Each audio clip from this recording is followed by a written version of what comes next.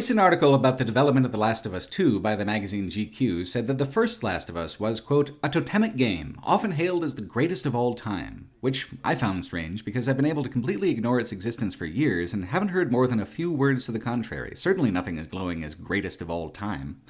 In the game's heyday of 2013 and 2014, I wasn't playing console titles, so that was part of it, but it's got me feeling gaslit as a game critic to read that line because I feel like I've had a finger on the pulse of what people's general opinions are of best and worst of all time since 2013, and I simply don't remember The Last of Us coming up much.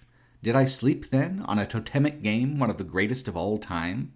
I had picked up a copy of The Last of Us Remastered as a free game, complimentary of my PlayStation subscription fee, but it had been in my digital library for months because I hadn't felt any necessity or pressure to play it at all. While totemic might be a poor choice of words, I was glad to start The Last of Us without those sorts of expectations of greatness, because it is a very unusual game, with strengths and weaknesses outside and around what I typically think of when I think greatest game of all time. What makes it uniquely remarkable is being a piece of crossover media, a game that hangs in between the defined margins of the worlds of television, film, and games media in a way that's evocative of some of the best qualities of each.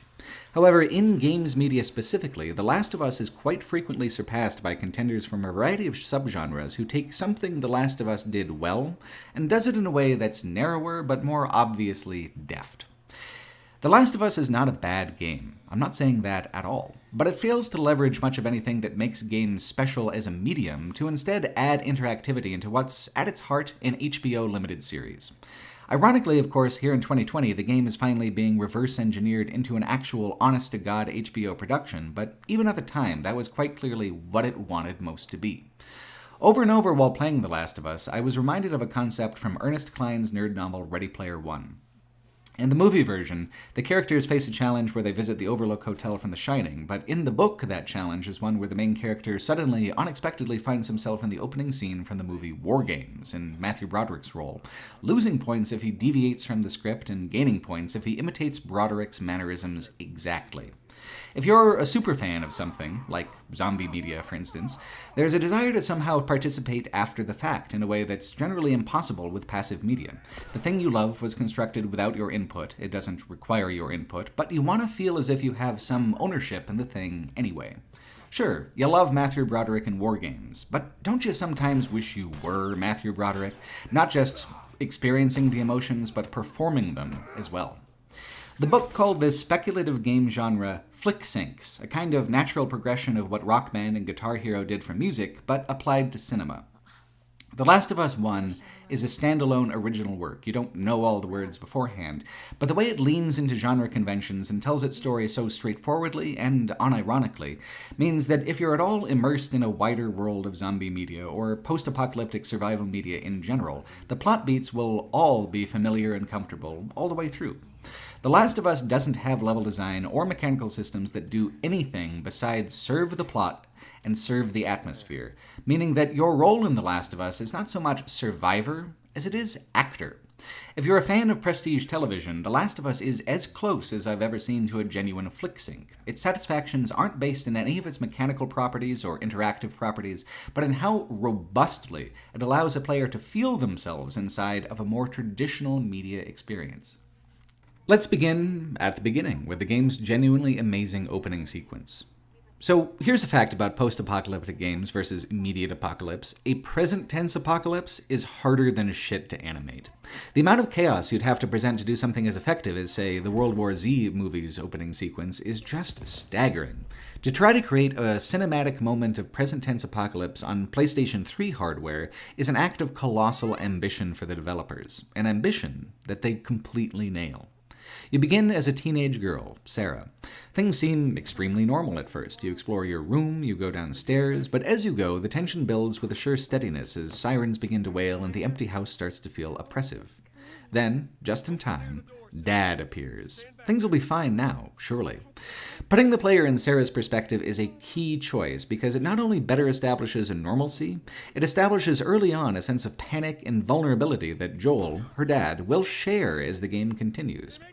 Right away, Joel seems so impressive. He's got a plan. He's getting the family out of Austin, and all the player can do is watch the chaos from the backseat window as the civilized world crumbles in minutes. then a car crash, which I imagine most of the audience was expecting, and a character swap, which I wasn't immediately. Sarah is hurt, so Joel carries her. You run, you try to get out, you almost make it, but when a soldier guarding the quarantine zone confronts Joel, that soldier shoots, and Sarah is killed. Cut to 20 years later. The scene effectively foreshadows all the major conflicts and characterizations you'll see in the game to come. The long-dead Sarah casting shadows through the entire plot and coloring the outcome of the final climax. It also foreshadows how the game will be mechanically. A level is not a level so much as it is a scene, and the player will never have enough agency to go off-script in a meaningful way. Progression in the game isn't based on skills or ammunition so much as it is based on intuiting the blocking of the scene, knowing when to hold 'em, when to fold 'em, and when to run, based purely off of tonal cues.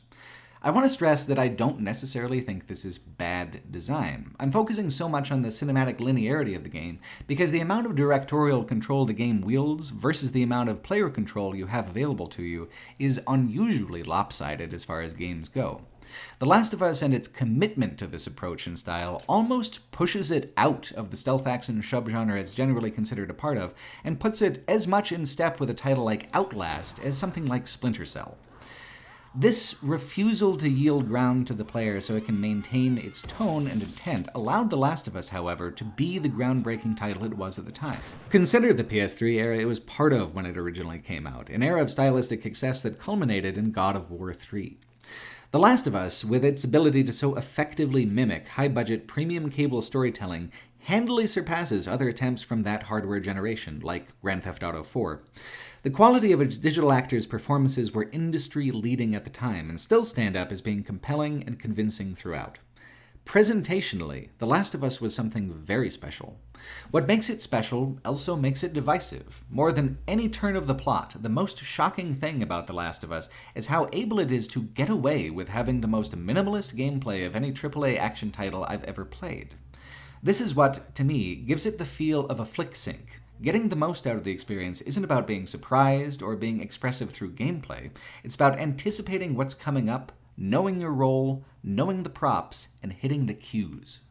The Last of Us Part 1 has a kind of unique pacing when it comes to its narrative and gameplay. The overwhelming focus is cinematic, but rather than do what movies often do and jump from critical scene to critical scene, the game intensely elaborates those scenes into sprawling, hours-long, multifaceted set pieces in which a great deal of the dialogue and character building is played out casually in desolate hallways and overgrown streets. This is punctuated by significant time skips between major movements in the plot. As the game goes on, this gives the events of the plot a weight that short movie scenes can often lack on account of how direct they are. These scenes in The Last of Us are indirect. You approach the scene on foot for blocks at a time before you arrive. In that time, you have 3 incidental conversations, you kill a dozen zombies, you raid an old pharmacy, and then you kill more zombies on the way out again as you redeploy to the next scene half a neighborhood away. It's not usually that necessary to answer these questions of transit in a script when you're working within a movie's time frame. Everything counts and has to be dramatically justified with movies. This is where the post-apocalypse comes into the storytelling for The Last of Us. Its world is so actively hostile and dangerous that you can't take these practical questions of transit for granted the usual way, and moving from one neighborhood to the next is drama. It has all the dramatic qualities of a more formal scene: motivation, a progression of blocking, dialogue, the opportunity to raise and answer questions about the world and its people. It's a structure in which you can hide quite a few major turnings of the plot inside some routine rummagings of the shelves. So, what makes this on-game-like if it's already on-movie-like in certain respects? For The Last of Us 1, it's the structured simplicity of its combat design. Just consider how crafting and inventory works. There are a lot of useful zombie and people-killing tools, but you can only have a few of them at a time. When you find crafting materials, they only yield small portions of the whole point you need to make a single item. You have to build up over many rooms of scavenging to replace tools you've used in a single encounter hours back. Ammunition is similarly scarce. What this means is that you'll generally have only just as much as you need to advance. Sometimes a relaxing margin in your favor, sometimes a very stressful one away from it. Your opportunities, as player, for what actions you're able to take are managed by the mechanical pacing down to exactly how squeezed dry and boxed in the game wants you to feel. If you kick too much ass, you're going to run out of items. If you avoid all the enemies using stealth mechanics, the game will eventually require you to engage in direct combat through some machination of the narrative director or level designer, like putting a heavy object in front of a door which will attract the attention of all the enemies you neglected to murder the moment you try to advance. To feel truly game-like, game systems need to operate with an internal consistency. They need to feel as if they're manipulated by the player towards the game. Here the systems are more manipulated by the game towards the player, ebbing and flowing at the whim of the moods the game is trying to create using deliberate scarcities and scripted encounters. So even if the pacing is utterly untenable for movies, it still feels movie-like on account of the amount of directorial control withheld and reserved from the player. It does take quite a while for this mixed medium approach to feel justified in The Last of Us. It's a several-hour walk just to the plot's first significant event on the outskirts of the Boston quarantine zone. A lot of introduction is laid down in that time, like the oppressiveness of the military that runs the city, the danger of what lies beyond the walls, the desperation and starvation of the people that live there. It well establishes who Joel's become in the past 20 years, bitter and withdrawn, hanging with others who share his jagged disappointment with the world. And plot-wise, there's a cache of weapons that a smuggler has stolen from him, and there will be blood to pay for it. The smuggler, of course, doesn't have his weapons anymore. He sold them to the Fireflies, an underground group of radicals who are still trying to save the world. Joel has nothing but contempt for the Fireflies and their optimism. They've got him in a bind, though, leveraging the moment to get him to agree to smuggle a teenage girl named Ellie out of the quarantine zone. Later on, it'll become clear that he won't just be escorting Ellie out of Boston. He'll have to take her all the way to Denver. This is where the game's odd pacing stops being frustrating and starts becoming fascinating. If it took you nearly 6 hours and dozens of near-death encounters just to get through 10 miles of Boston cityscape, how in the absolute fuck are you going to live through thousands of miles of American wilderness completely given over to monsters and madmen? The Last of Us 1 has much more in common with Telltale's adventure game adaptation of The Walking Dead in its first season than it even looks like on the surface. The bedrock foundation of both games is a meditation on what fatherhood means in a world that's failed and broken, whether the kinder thing to do is try and shield an adopted daughter figure from a world of overwhelming violence, or to prepare her to swim deep in its blood-tinted waters. It's a question that's had more and more resonance for me as time goes on and the real world's norms and understandings erode. Both of these games pivot on the use of narrative and gameplay in a kind of critical symbiosis, where the verbs of the game are generally violent and the father figure mechanically moves through it in a destructive way, but is then accountable, morally and intellectually, to the child who watches them do these things in the scripted narrative. Here's the thing. The Walking Dead's pairing of Clementine and Lee is still, years later, much more emotionally vivid and, for me, affecting than The Last of Us managed with Joel and Ellie. The Walking Dead had even less gameplay than The Last of Us, much less, but it allowed the player to influence the way Lee responded to Clementine, gave the player a chance to put themselves in his shoes more than The Last of Us is able to do with Joel. Its dialogue in The Walking Dead is more in-depth, and there's much more of it, too. Fascinatingly, Telltale's Walking Dead games could easily have tried to emulate premium cable in the same way The Last of Us did, but were prevented from doing so by budget and scope. So, they instead leaned into the comic books art style and decided to use the interactive advantages of games as a medium to emphasize moments of choice and consequence as opposed to a visual fidelity to television. The player owns the choices and suffers the consequences with Lee and Clementine. Ironically, this makes it more game-like than The Last of Us, because even though it's less gameplay-focused, it's more overall dependent on player input to achieve its outcomes. Despite being shallower in the writing department, The Last of Us feels more like a movie, feels more like television, because of the intense budget, and the impressive technology behind it allows for facial expressions and non-verbal storytelling that is way beyond a Telltale game's capabilities, as well as environments and backgrounds of astonishing fidelity and depth, especially in comparison to The Walking Dead's drab and utilitarian environments. It simply looks more like TV than the game actually connected to a zombie TV show does. And by not even really pretending to be interested in traditional gameplay, The Walking Dead game gets started with its storytelling a hell of a lot earlier.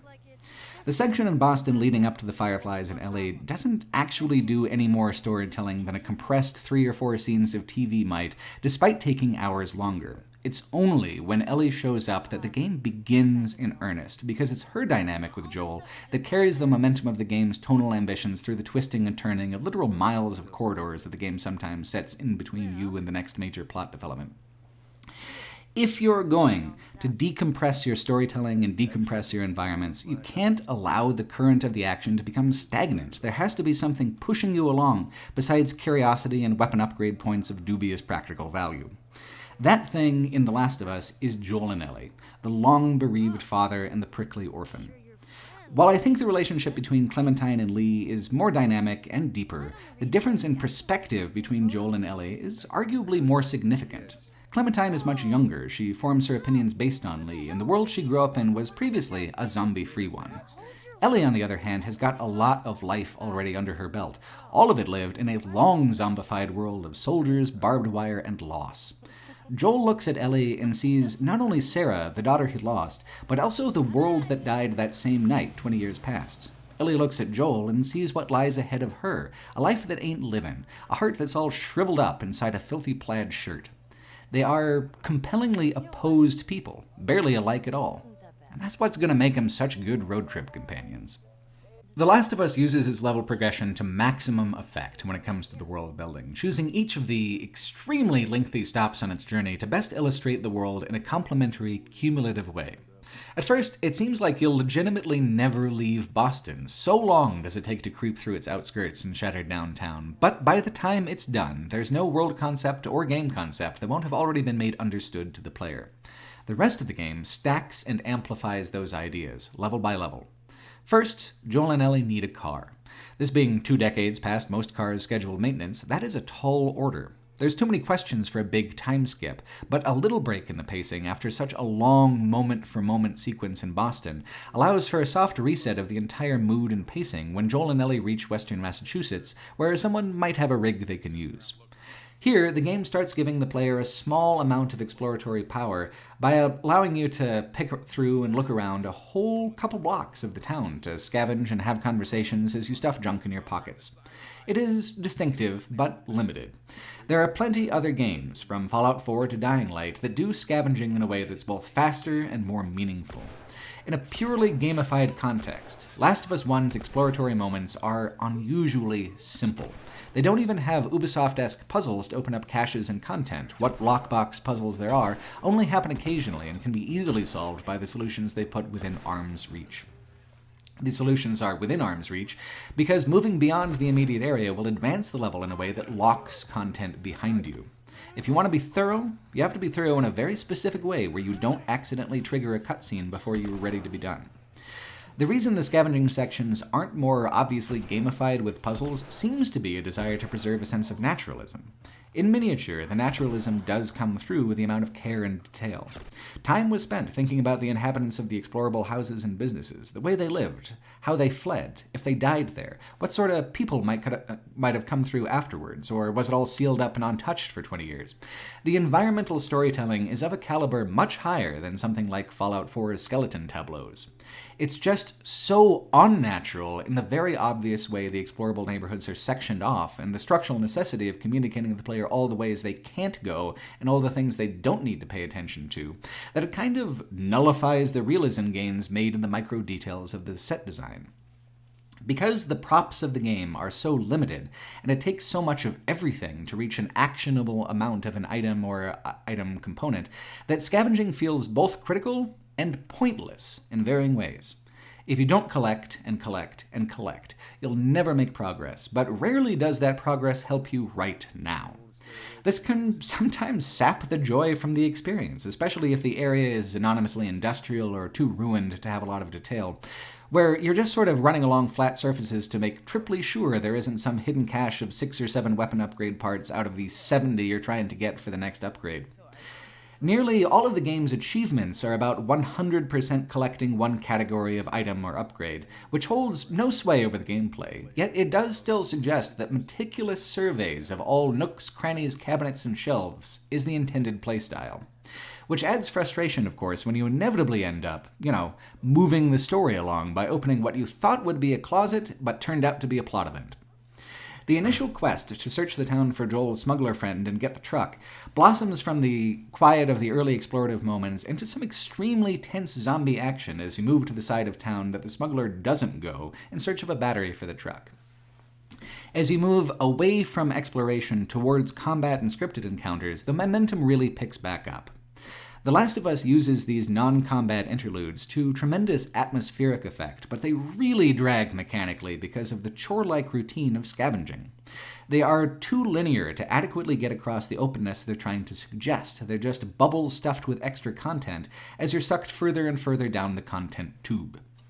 Once the game pivots back away from it, the funneling effect clarifies the game's intentions and allows you to move quickly across larger distances while still feeling like you'd seen all there was to see. The more deliberate the game is in constructing specific scenes and specific moments amidst the sprawl of the world, the better The Last of Us is. This is seen nowhere better than the sequence's whole climax, where Joel and Ellie are going to have to push-start the truck in the middle of a picket fence kind of neighborhood while the fungal hordes descend down on them. In a movie, it would be plenty exciting, but as an interactive sequence, it's incredible. The scarcity of all your supplies makes each violent action costly and important. There's monsters coming in from all over, the truck's rolling, the fungus monsters are screaming, Ellie's yelling, Joel's shouting. It's a glorious pandemonium that's been built up to over an hour of bigger and bigger encounters with the zombies. A lot more happens in the town beforehand, too. An entire subplot with Joel's friend rises and falls, and the early opportunities to go slow and unbothered allowed Ellie and Joel to size each other up some and come to a better understanding of their reliabilities and weaknesses. The truck escape climaxes that, too. Without each other, they would have died right there in that town. There's a sense now that Joel and Ellie owe each other something. It's a positive feeling that the game will spend hours cultivating into something very cleverly dark. It's able to be clever in the relationship between Joel and Ellie because the voice actors and their digital stand-ins do have phenomenal stage chemistry, and the amount of time they spend together over the course of the game is quite large. The Last of Us can sell this growing feeling of chosen family by extrapolating over the year of time the narrative takes place in how many unseen conversations they must have based simply on how much substantive stuff they talk about in the focused days you do spend with Joel and Ellie as the player. Boston is only 2 days of time, Bill's town is only a day. Your time with the characters doesn't total more than a week of that year, but those days end up being the truly pivotal, eventful ones. So, The Last of Us is doing scene curation movie style, but on a whole different scale, where it's a tight 20 hours of game out of a potential thousands of hours of uncompressed interactive storytelling, rather than a tight 2 hours of movie out of a potential dozens of hours of passive media storytelling. The next section, Pittsburgh, demonstrates the advantages of that by applying 2 days' worth of violence and unyielding pressure to the main characters as they drive into the heart of a bandit stronghold. It starts off really rough for the two of them, with a beautifully animated and well-paced ambush cutscene where Joel is forced off the freeway and into the occupied downtown area. Militarized raiders are everywhere, including an armored Humvee covered with barbed wire that fills a kind of nemesis role during the sequence, like that helicopter during the canal segment of Half-Life 2. The real narrative purpose of Pittsburgh, though, is to wear the player down and exhaust them completely. It's meant to take the optimistic thrill of setting out on a big American road trip in a big American pickup truck and then literally derail it. Then slowly crush the characters until stress fractures start to form in the people they are and the way they look at the world. There isn't a single thing the Pittsburgh sequence does unique from other post-apocalyptic media besides this directorial intention to create an unrelenting, deepening bleakness. It generally works by adding 2 new characters into the mix, an older and younger brother traveling together and looking out for each other the same way that Ellie and Joel do. Double the characters means double the background dialogue, and having other people around to make choices about where to go and how makes it feel more reasonable when the game refuses you 3 out of 4 directions at an intersection. More than that, it balances this chapter of the story out with fragile, familial compassion on one hand and a devouring violence on the other. The combat in The Last of Us is unusually simple, but effectively so, because it supposes that the violence means what it says. Guns are deadly. They tear people apart. Melee weapons hit with chunky thuds of varying degrees of effectiveness. All the weapons have excellent sound effects and player feedback, although all of them seem deliberately hard to aim. There's a desperation and a consequence to combat that feels unique and rewarding. However, it also means that there is generally an ideal way to get through any encounter, the ideal blocking of the scene you're expected to intuit. A lot of deviation from that, and you'll certainly die. This isn't to say clever alternatives aren't possible, you're meant to have to work within scarcity, but it does mean that you can mess up badly enough, quickly enough, that it often takes several tries to figure out what's meant by an arrangement of rooms and enemies. Boston's encounters were largely tutorial. Billstown focused overwhelmingly on the fungus zombies, and so Pittsburgh is where the human-on-human violence really picks up.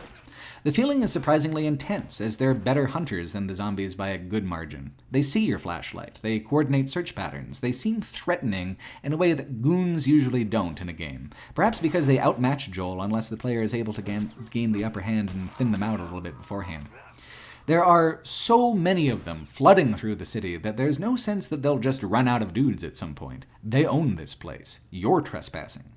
The pressure is so intense and so constant that it feels like a relief when you're forced underground to contend with the fungus zombies in the forgotten places of the city where you might be able to slip by undetected. Pittsburgh is the level where The Last of Us really refines and hones its use of violence to punctuate itself. This is a miserable world where people tear each other apart for scraps, and if you're lucky, you get one or two other people to walk that path of misery with you. If they're taken from you, what's left? Henry and Sam, the brothers you travel with, are pretty obviously doomed to die from the outset. They're nice people. So nice, in fact, that their presence jeopardizes the hidden misery still lying in wait further down the script. To maximize how awful their deaths will feel, you got to get to know them and to root for them first. The game does this in the most obvious way possible, by establishing parallels of parenthood between Joel and Henry, and then contriving to have circumstances swap their kids for a time. Joel and Sam get to adventure together a while Henry and Ellie find their own way. It's meant to get the player to build sympathy, but that's not even really necessary. There's a scene in a toy shop where Sam wants to keep something, but Henry says no. They only take what's needed. That's the rule. Sam is disappointed in a really sympathetically childlike way. Ellie, then, secretly tucks the toy away for him. It's heartbreaking how little of a childhood this boy can have. Even Ellie got to have more than him growing up in the quarantine zone, and she knows it. Henry is doing his best, but there is a fine line in this world between a happy kid and a dead kid, and it's best not to walk the knife's edge. It's the kind of touch that horror movies would more and more adopt in the coming years, from the opening sequence of A Quiet Place to Bird Box. It's part of why Last of Us Part 1 hasn't aged all that much. It was speaking a dialect of horror production that was only going to become more prevalent and common as the genre moved away from the eyeliner and hard rock mid-2000s horror aesthetic that does feel dated by now. Like much of today's media, The Last of Us cares less about being original than it does about feeling genuine in some way, a feeling lent to the game by its excellent voice work and character animations. Structurally, it is quite calculated, and the sentimentality is calculated as well. These sympathetic parallels couldn't be more on the nose if they used an Excel spreadsheet to balance them. But if the sympathy the player feels is real, then the subplot will land, full stop. Maybe a few players will be taken out of the moment by the artifice of it, but many more will take that moment at face value. The emotional face value of the subplot's climax is sad as fuck, no matter how far in advance you see it coming. After escaping downtown Pittsburgh, there are scenes in the Pennsylvania suburbs of long scavenging and no combat, a lull in which Sam and Ellie become friends. A small moment of them trying to imagine such a thing as an ice cream truck is especially charming. But Sam is bit. There's nothing for it, and he hides it well enough to go off to sleep, loved by his brother, and holding on to the toy Ellie gave him, and then wake up as a ravenous monster. Is it possible for something you expect completely to be shocking? This is another element of the flick-sync sensation. This moment of a child turning into a zombie is such a genre cliché for zombie media that you basically know it word for word before the speaking even begins. But the specificity of the scene and the feeling of having known these people gave it a dramatic weight I didn't expect. When Henry's had a moment to process what just happened, he just shoots himself. He barely thinks about it. It was Sam or nothing, so now it's nothing. Cut to black. Time passes, a season changes, and then it's on to Wyoming to meet Joel's brother Tommy. When Sarah died on the night of the Great Collapse, Joel surely felt just as bereaved as Henry did, but Tommy was there that night. That Joel lived another 20 years is testament to the fact that Joel didn't lose everything, the same way that he just saw Henry lose everything. Still, those 2 days in Pittsburgh deeply scar both the main characters. Inside Ellie, the last of her childhood withers up and blows away. Inside Joel, a deepening hardness calcifying around one obsessive idea, that he won't fail Ellie the same way he failed Sarah, the way Henry failed Sam. People in this world are starving, not just of food, but of connection, of purpose. As God is his witness, Joel will never go hungry again. That full line from Gone with the Wind actually goes, as God is my witness, they're not gonna lick me. I'm gonna live through this, and when it's all over, I'll never be hungry again. No, nor any of my folk. If I have to lie, steal, cheat, or kill, as God is my witness, I will never be hungry again. In the movie's context, this line is said by a plantation owner whose estate was destroyed during Sherman's march to the sea. It's the cry of a woman who had everything at the expense of others' lives, declaring before God himself that if she had to do it all over again, she'd be an even bigger piece of shit. That she'll commit any sin with a prideful smile in front of God's face if she can just get what she feels she deserves for her and hers. It is a thunderous refusal to examine why her world turned to ashes and dust in the first place. As The Last of Us goes on into its later acts, Joel's obsessive, aggrieved fatherhood begins to wear on Ellie. It's interesting to me how, in some corners of the internet, there's a sentiment that Joel did everything correctly over the course of the game, but I feel it's clear that the script itself is turning a critical eye to him as soon as he reaches the safety of his brother's settlement in Jackson Hole, Wyoming. Seeing Tommy again seems to make Joel feel comfortable in confusing his memory of Sarah with his experience of Ellie. He begins to see Ellie as dependent on him, when they've always been interdependent at best and codependent at worst. It drives a wedge between him and Ellie to the point where she has to run away to Denver herself because Joel is planning on leaving her there at the hydroelectric dam. The Last of Us starts to kind of drag in this section, even though the environment starts switching up a lot faster. Joel and Ellie are experiencing a low point in their relationship and some light estrangement, which makes this whole section kind of hard to connect to. Joel and Tommy's relationship is critical to the arc that'll connect both games, but it's more interesting in retrospect than it feels at the time without knowing what'll come of it. Joel is dragging his heels about getting where you're going right as you're nearly there. It's time for saddling up, not settling down. Joel suddenly tossing anchor into the momentum of the plot is actually quite true to who he is, who he's becoming. Being frustrated at him for it builds sympathy for Ellie, to whom the story is now gradually pivoting. It is a pretty big gamble, though, to risk deliberately causing friction for the player because you want to establish friction with the player character, but I think that Naughty Dog pulled it off really well. Joel is forced to confront Ellie not as a child to be protected, but as a young woman with self-determination. It is easier for Joel to reckon with that self-determination when she's there to speak up for herself. What's really problematic about this section is its interval of reconciliation afterwards. The university sequence in Denver is positively the most frustrating level design in the entire game. It has huge open areas that are relatively barren of things to do, except for occasional entrances and exits that are impossible to tell as for whether they lead to glittering optional prizes or advance the plot in a way that seals off those optional areas forever. It is a large, naturalistic university layout with giant lecture halls and warrens of admin buildings, which absolutely does not mesh with the often unintuitive sectioning off of certain parts of the map from another. The significant moments of character development were accomplished back in Jackson. The whole university expedition is a snipe hunt for the address of your next destination and an unjustified slog towards the next truly pivotal moment. The game doesn't take advantage of the moment to offer much character development or world building. Compared to the level design that came before, the Denver University is a muddled and obtuse progression without a lot of memorable moments, save the big finale. The university chapter's whole arc is all to set up a moment where Joel is ambushed and gravely wounded. Now, the pivot to Ellie seems clear. Not only is Joel fallible as a man, he's mortal as a protector, as fragile as any human.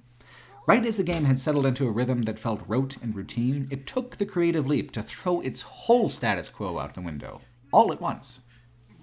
Ellie's Winter is a chapter that would have been my favorite in the game if it wasn't for how its own cliches end up overwhelming and hamstringing the truly excellent character work put into Ellie and Joel's role reversal. When I was in grade school, one of the books that made the deepest impression on me was Gary Paulson's young adult survival novel, Hatchet.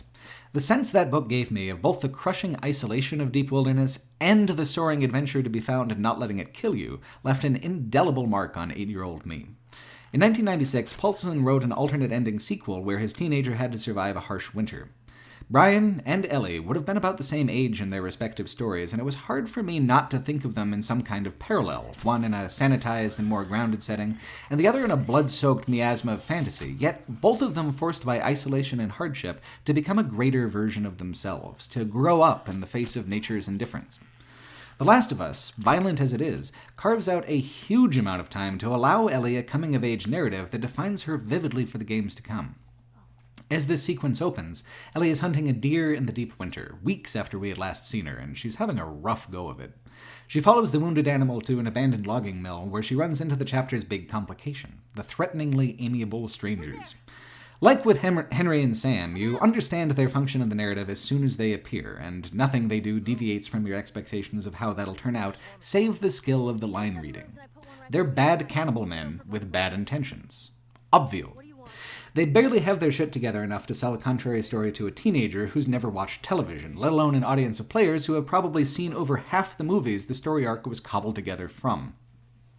My problem with this is that this chapter is ostensibly about Ellie's strength, the sacrifices it took to look after Joel through weeks of seeping wounds and fever, the way she's tucked her childhood into her backpack and the spot where her winter coat used to occupy. Yet, the villains are all about emphasizing Ellie's fragility and weakness in a somewhat gendered way. In the end, Joel has to wake up out of his torpor like a big angry bear to save Ellie from a choice between being dinner or being a child bride. You can argue that Ellie had mostly handled a good deal of the situation herself by the time Joel shows up. There's a whole boss fight in a darkened Forest Service Lodge restaurant where Ellie has to creep up on the villain who would otherwise instantly overpower her. But the fact that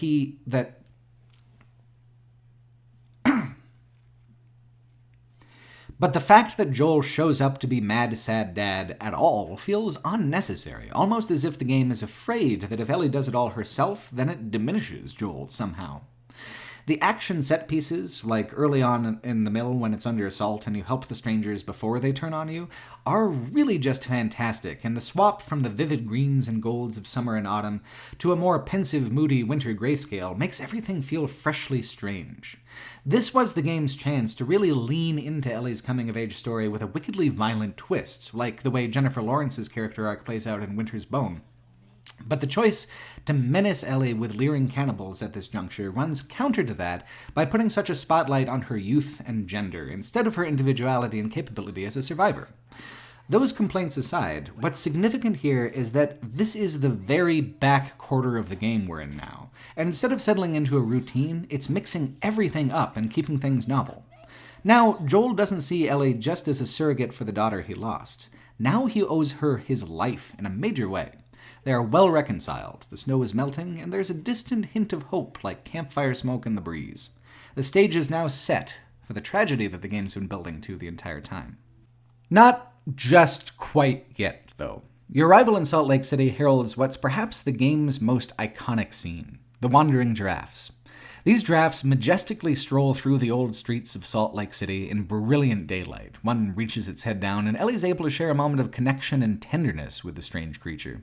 It's a perfect distillation of what's compelling about The Last of Us and their specific approach to apocalypse, one in which nature has completely triumphed, having reclaimed the Earth from a humanity who may as well have come from outer space for how well their works fit in with the rest of it. In 2009 and 2010, the History Channel did up what was, at the time, an extremely fascinating speculative series called Life After People, where mechanical engineers, botanists, and those who were qualified to guess gave opinions about how long our stuff would last if we were to simply vanish en masse without a trace. The show was hindered a lot by mandatory cable TV sensationalism and pacing, but it animated a huge number of these educated guesses into memorable illustrations of overgrown skyscrapers crumbling into old-growth forests and suburban housing tracts sliding back into the swamps they pumped out to make room for them. I've personally grown up with an image of the post-apocalypse heavily influenced by Mad Max, one where the world is made into a wasteland because of some fucked up thing humans did. Lately, pop culture has been looking beyond that and figuring that, you know what, the world will probably be fine, and honestly probably better off without us, and we're pretty much inevitably going to find a war or a disease that'll do the trick and kill us off anyway.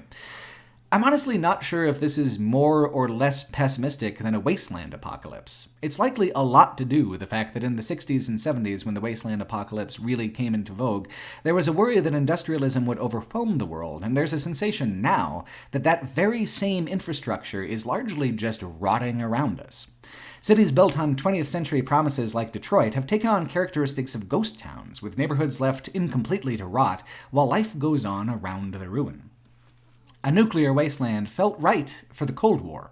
It just doesn't feel quite as present anymore as the growing global sense that our systems, our rates of consumption, just aren't sustainable and something is eventually going to give. Then it's to the weeds with it all.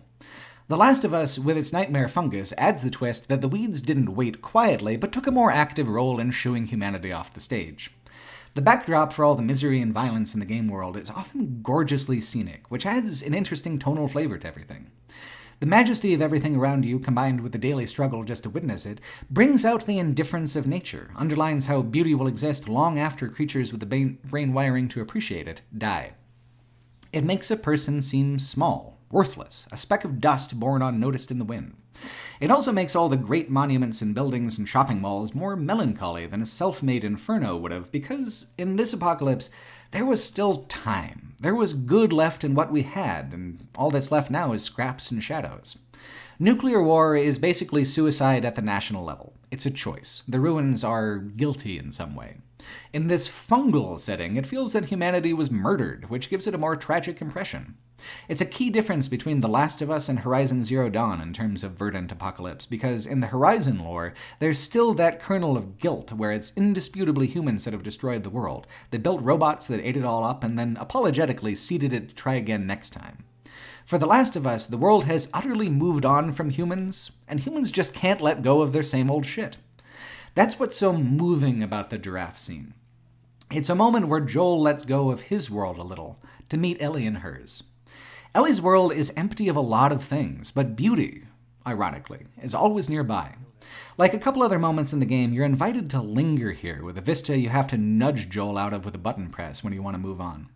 Salt Lake City won't be so kind to them as they move deeper into it. Despite being so movie-like in so many ways, this is one of the few ways that The Last of Us truly understands the emotional weight interactivity can add to a scene if it isn't overplayed. Choosing how long to linger is a small choice, but leaving it to the player lets that interval of contemplation feel just right to each player, whether that means slamming the button and skipping it entirely, or letting the feeling of wonder sit long enough to sour into a recognition of how intangible the moments we most remember really are. From a purely mechanical perspective, the climax of The Last of Us 1 is a boring and difficult slog through a weapons-loud firefight sequence that basically rejects a lot of the rhythmic qualities of the game's stealth combat to turn into a room-clearing shooter for a while, something for which the game was not designed. From a narrative perspective, though, this is a moment of violent selfishness that quite literally every chapter of the game has been laying careful groundwork for. On reaching the Firefly base in St. Mary's Hospital, Ellie is sedated and prepared for a surgery that will kill her to extract the fungal root that's grown into her brain without turning her. In many ways, Ellie's immunity has been immaterial to the relationship between her and Joel. It's the why behind the journey, but they were on the road for nearly a year together. The what of the journey had long ago surpassed the why in importance and substance. Until now. A cure or a vaccine could be developed so that a bite isn't the death sentence it is now. They are pretty sure of it.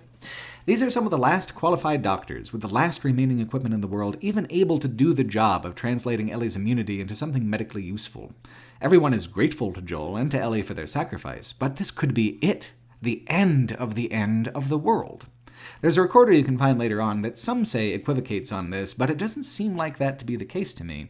It states that they had done previous experiments that failed, but had never come across a case of genuine resistance and cohabitation with the fungus like Ellie has. There just isn't an alternative reading of the climax. Even if the Fireflies failed, which was possible, this is the last chance for all these things, the equipment, the expertise, the 1 in 10 million case of natural immunity, to come together in a meaningful and actionable way. Joel even has a part of him that seems to be willing to let Ellie go. A small part, a hateful and resentful part. And the game takes the time to show that tug of understanding that demonstrates Joel appreciates the stakes at play here. He is fully aware of what it would mean to try and stop the surgery now. What happens next is precipitated not by high emotions so much as low emotions. The soldiers escorting him out decide to be assholes about it. If they had shown Joel an ounce of sympathy, would he have begun the rampage? Maybe. Maybe not, though. On a hot night in Austin, Texas, 21 years ago, a soldier was an asshole to Joel. He told Joel to turn his family back. Joel said no, and that soldier took his daughter Sarah from him. That soldier is long dead by this point in the story, but it is impossible not to figure that it's him who Joel was really lashing out at when he first begins the killing. And once he started, there's no point stopping. Joel was thinking of Ellie, sure, but the real impact of the climax comes from how the game has meticulously built this moment around Joel's own private reasons, his own regrets and fears. To Joel, this feels like redemption, a chance to do over what happened with Sarah, to avoid what happened to Henry, to shoot his way out of a potential future where the world could heal, but he couldn't. The narrative impact is so powerful that it basically overrides the fact that the encounter design for the climax is just kind of abysmal. Dozens of enemies with barely any checkpointing, having to fight with weapons that have built-in drawbacks to using them that previously prompted you to save these weapons for only emergencies. To compensate, you're given an assault rifle, which is certainly helpful, but the whole mood is a little off because of just how tactical you have to be to kill your way to the next save checkpoint. The tone is supposed to be dark and melancholy and all about Joel, but it quickly devolves into, all right, next time I'm going to try the left hallway and try not to waste so many pistol rounds this time, kind of thinking. Still, the intention is for the game to actually acknowledge the monstrousness of Joel's kill count here.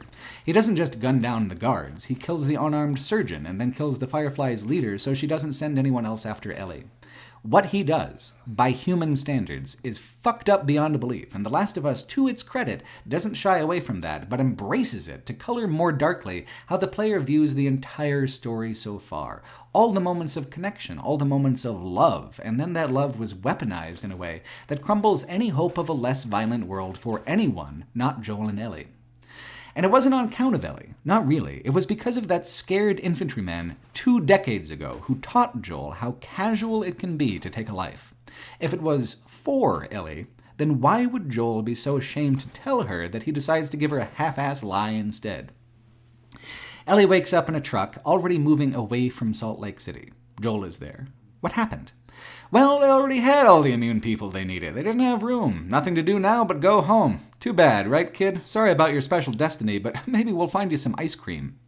They get all the way back to Wyoming before Ellie tells him this story, the story of her bite, which the player hadn't heard before, where she and her best friend Riley were both bit and only she got to walk away. She's 15. But she's got survivor's guilt as much as bad as Joel. She knows she's being lied to by him. That's why she tells him this story, to get him to see her and understand how important it is to her to have Riley's death mean something. But Joel says he wasn't lying. In this moment, by insisting on the lie, much of what they built over the past year together is broken. Not all at once, not right away. It takes some time after the bite for the infection to really seep in. This was Joel's chance to see Ellie for who she is, what she truly wanted, to be a father to Ellie by trying to understand her and respecting what he finds there. Instead, Joel sees only Sarah, even after all this time. The credits roll on Ellie realizing this, but choosing not to say anything.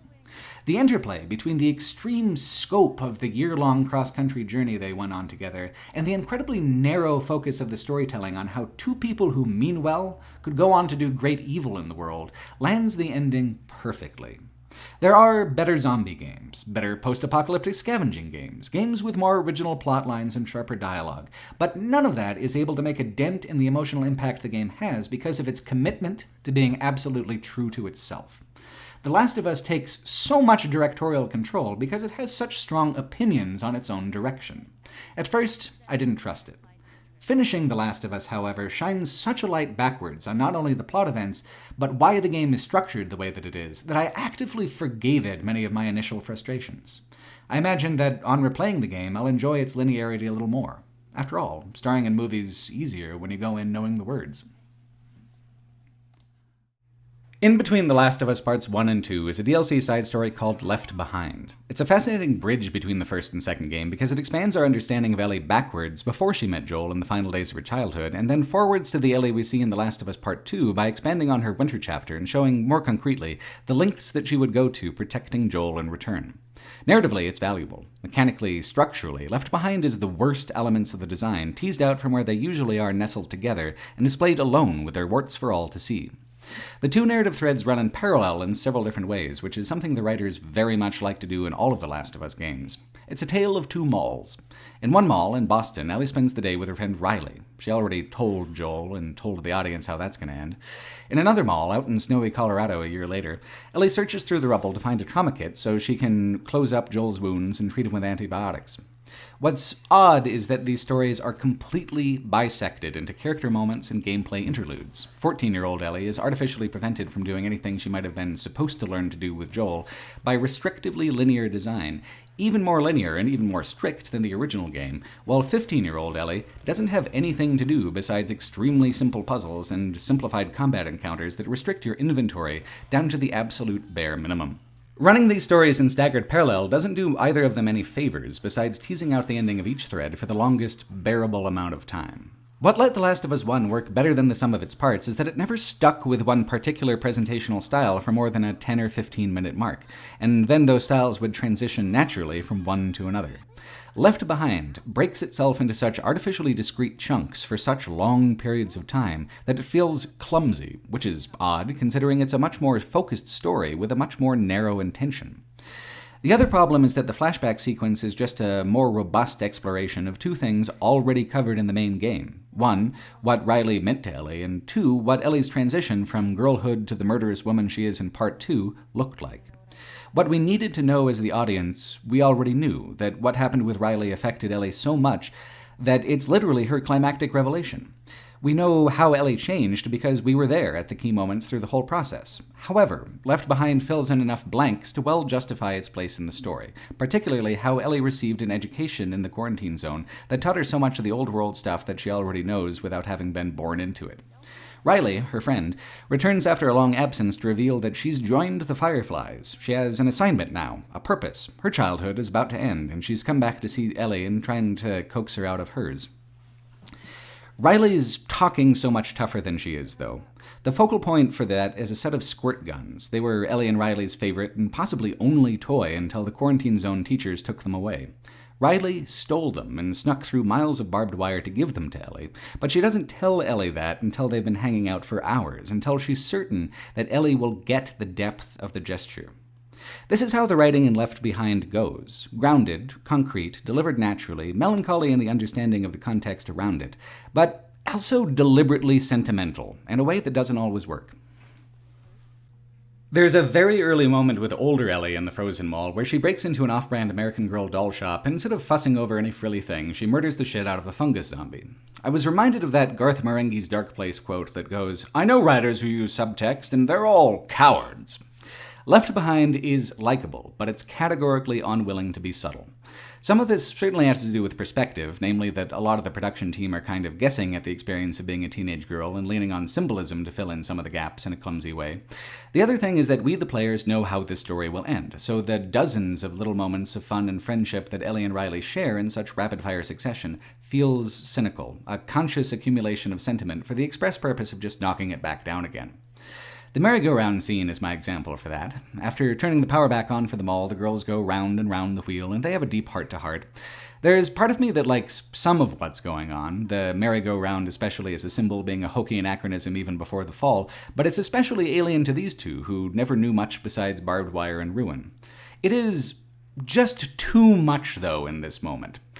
Any one of these moments, actually, from their fabulous mask-swapping bit in the Halloween store to the extremely endearing photo booth scene where they try and figure out what the hell a Facebook is, would have done the trick emotionally. But it's one, and then another, and then another. It's like they're trying to cram Ellie's entire early personhood into a single day, and it just feels completely overloaded, and contrary to the conversational naturalism the dialogue of the main game tended towards. None of the moments with younger Ellie have time to breathe, even when given 20 minutes buffer of older Ellie restarting generators and sneaking up on zombies to give them the old stab. Left Behind only works as what it is, supplemental material, something for an audience that can contextualize it along a broader arc of story that isn't so overstuffed with feeling. The story's most worthwhile and novel moment is cynically positioned as its pivot towards tragedy, robbing it of some of the sense of significance it might have otherwise. That moment is when Riley and Ellie end up kissing, romantically, a story beat I was kind of surprised they went for. They build up to it really well, the voice work manages to sneak in a few moments of believably innocent flirtation, and there's an option during the photo booth scene to have Ellie suggest a romantic background. As a 31-year-old man, I didn't feel I got to presume, so I didn't choose it, but the background and the groundwork is all throughout the way they navigate their friendship and tiptoe around the ways in which they need each other. What's surprising isn't that Riley and Ellie have a romantic undertone to their friendship, but that the game would attempt to animate a moment of intimacy like that, which relies so much on nonverbal expression to come across as emotionally convincing. Generally speaking, video game characters have the sensuality of Barbie and Ken dolls being smacked into each other, and here, specifically because of their ages and how this is presented as part of Ellie's growing up, it really can't be too sensual or you're going to make the audience very uncomfortable. Yet, it still has to be emphatic enough to convey the character work they're trying to do. Left Behind should be given significant credit for understanding all of those dynamics, trying it anyway, and in taking that care, actually landing the moment. Neither of these characters are allowed to reckon with what it means, though, before the zombies, predictably, inevitably, show up to resolve the tension in their own ruinous way. It's this part of the storytelling that paves the way so well for Part 2. The climaxes of both threads of the story illuminate a different side of Ellie that will engage in a brutal tug-of-war with the other side and the turnings of the game to come. One of those sides is who she is with Riley, the part that hasn't learned to fear, that craves connection and wants to ignore the world around her and ride its forgotten merry-go-rounds instead. Many years go by after Riley before Ellie feels open to that kind of connection again, but how she felt about Riley cast shadows into her relationship with Dina later on. It's a brutally sad scene when Riley and Ellie discover their bites and realize that all this frivolous day and every good thing in it had come at the expense of ever seeing another day. Riley says the line we know she's going to say, and then, mercifully, the storyline ends. We know what happens next. Riley's connection with the Fireflies, Marlene, will introduce her to Joel later in the week, and a year after that, Joel will shoot Marlene in the head in a Utah parking garage, because Ellie's life means more to him at that point than any other. The dark flip side of that, of course, is that Ellie would have happily given her life to prevent what happened to Riley from happening to anyone else. The Last of Us came out close to concurrently with a novel by Mike Carey called The Girl with All the Gifts that bears tremendous similarities to this game. Both were produced in the same creative time window, so it's hard to say who's riffing on who, or if that's even the case, but both works suppose a fungal apocalypse with a young girl who's mysteriously immune and whose immunity holds the cure if she only gives up her brain for it. Comparing Melanie from that book and Ellie from The Last of Us is deeply rewarding because they're diagonally opposed on having agency in their plot lines and what they would do with that agency. Melanie was raised like a thing, a medical curiosity of the zombie fungus child, and her understanding of what the fungus is and what humans are is rooted in antipathy and conflict. She chooses then, at the end of her plot, to infect the world, to close out humanity and give it all over to a new world of which she's a part.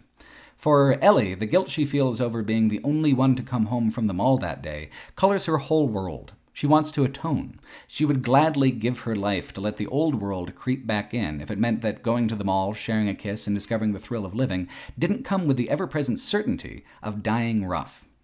Going through that with Riley was like what Joel went through with Sarah to a degree, and so Left Behind's story climax for the older Ellie functions as a kind of inverse of the hospital scene. Raiders storm the mall after Ellie finds the trauma kit. She's got Joel and the horse locked up behind a storefront, but there's a good couple dozen guys pouring in to pop the lock and finish him off. So she does what Joel taught her to do. She kills them all. No sneaking around them, no luring them away. She's going to put them down so hard that no one will even be left alive to follow, which is, incidentally, the same logic Joel uses to justify killing Marlene. It's Left Behind's shining mechanical moment, one where you genuinely do feel as small and fragile as a malnourished teenager in the face of all these hungry armed men in winter coats. You've got a few arrows, a few bullets, a nasty little blade, and that is pretty much it. It feels right that this part wasn't included in the main campaign because Joel is out for the duration. This story is just Ellie's, like the day at the mall with Riley is a memory quite personal and quite private for her character alone. If their roles were reversed and Joel had to give up his brain to the scalpel, would Ellie start shooting? It's hard to say, she never had to consider it. Being selfless comes easy when you feel you got a moral debt to pay. Offering someone else up is a good bit harder. So let's ask a simpler question. Would Ellie kill for Joel? Yes. Yes, yes, 1,000 times yes. The Last of Us Part 2 has been extraordinarily controversial since it came out, with the most common refrain being that it doesn't adequately respect or follow up Ellie and Joel's relationship from the first game, but I am telling you flat that this is not remotely true. I wasn't even expecting to like Part 2 from what I had heard from people. I had heard it was very condescending about its violence and careless with how it chose to tackle its LGBT characters. I had guessed that it was probably pretty damn linear and still very imitative of movies. I had guessed wrong. I had heard wrong. The Last of Us Part 2 is not only much more and much better of a game than the first, its story is considerably harder to predict and more compelling. The trick of it is, like with the way the climax of the first game colors how you see all that came before, Part 2 doesn't become complicated until you've already put 15 hours or more into the game and ticked it over into its back half. Professional reviewers had to sign non-disclosure agreements saying they wouldn't discuss the secret back half, and I might as well take this moment to warn of spoilers about it, because it does completely change my understanding of the front half of the game. All the best gameplay is in the back half too. So, what you overwhelmingly have in the discourse is people who got 3 hours into the game, got incredibly angry to find out Joel won't be in it that much, and then immediately began to complain before having made the hefty time investment necessary to discover what it is they replaced Joel with and why they'd pivot away from him. The first act of the game is exactly the sequel I think most people wanted, right up until that twist. It's predictable, it reintroduces the characters and explains the interval between games well. It feels so of a piece with the previous game that you can see why they chose to call it Part 2 instead of just 2. The entire visual style is preserved and then expanded on, as well as the systems of upgrade and collection. The games flow effortlessly into each other, played back to back, when it comes to style and player feedback. Everything that was tonally and narratively important in the previous game is still important in this one. In the first act, the level design is even still very much in the same style of movie-influenced linearity. The plot moves in all the ways you'd expect it to, progressing in a kind of workman-like amiability, as we follow the characters through just another day of cold patrol in the waning Wyoming winter. A bit of the subtext is for cowards attitude remains, as in a flashback, Joel outs himself as an embarrassing guitar dad and strums for Ellie a sad, sappy tune that literally says, "If I should ever lose you, I'd surely lose myself," which really couldn't be any more obvious if it was put out by Foreshadowing Records Incorporated. The Last of Us Part 2 takes just about goddamn forever to really get going, but nothing of the truly remarkable script work in the back half would be possible if this was the course the game maintained from the beginning onwards.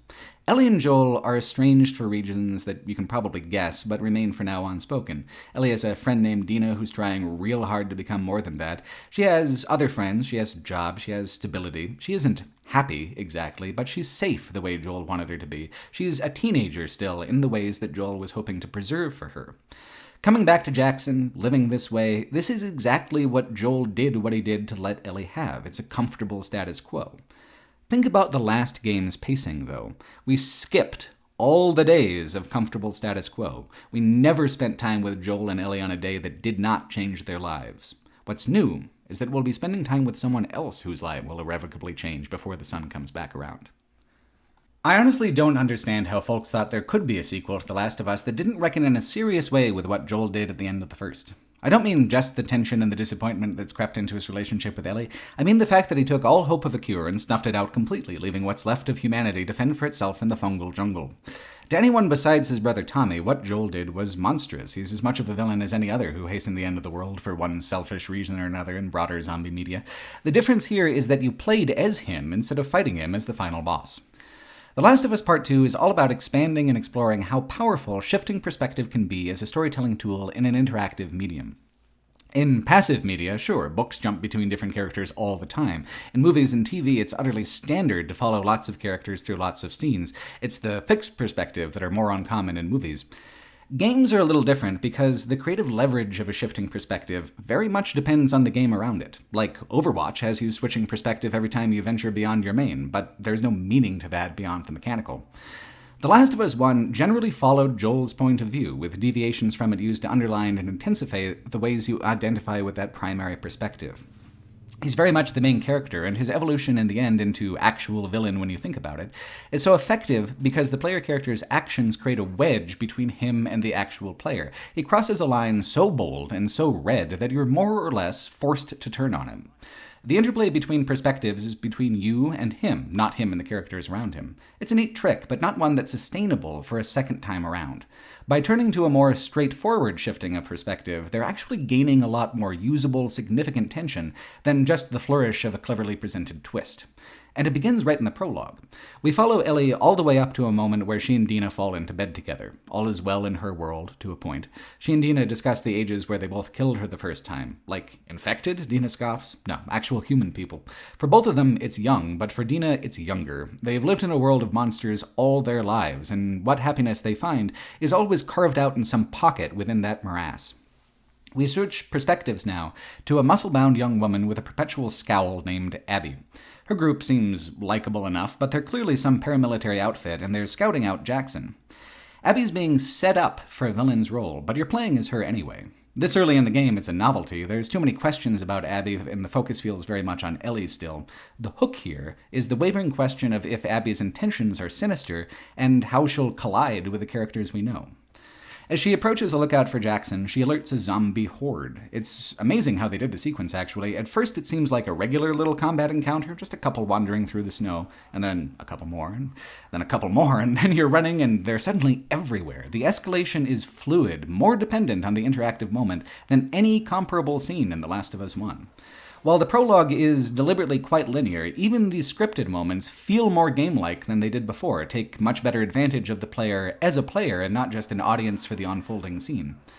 Abby catches up with Tommy and Joel as they're fending off the horde themselves, and everyone works together for a time. The danger is immediate, and the encounter design is very aggressive, more combat-heavy and resource-shy than any moment that the first Last of Us tossed at you before maybe Billstown. In this moment, the game is toying with player perspective because we already know, like, and identify to some extent with Joel and Tommy, and the act of keeping them alive bonds the player to Abby, gives them all a chance to trust her intentions. She seems like she might not be so bad, right up until the moment that she shoots Joel's leg to shreds and beats him to death with a golf club. This is the moment that's got everybody's dander up so badly. The sudden, unexplained murder of a beloved character before he has a chance to reconcile with Ellie or even see her again up until this awful final moment where Ellie barges in towards the bitter end. I understand feeling shock or sympathetic anger because those are the feelings the scene is squarely aiming for. What I don't get is the massive outpouring of people making a tremendous racket about how this is somehow bad writing on the face of it. There's an online petition demanding that Naughty Dog remake the entire story that's been signed by 18,000 people. The complaint states, quote, "The story was extremely bad. They killed off our favorite character and forced us to use the character that killed off Joel, and we were supposed to connect to Abby throughout half the game, and the main character isn't even Ellie. We need a remake for this game, because this was a massive disrespect for every fan that waited 7 years for a sequel, and we need to get what we deserved, and it was not this game." End quote. There's a huge amount to unpack here, but this preposterous nonsense does understand one very important thing. You are, in fact, supposed to connect with Abby, and she does make up half the game, the super secret second half.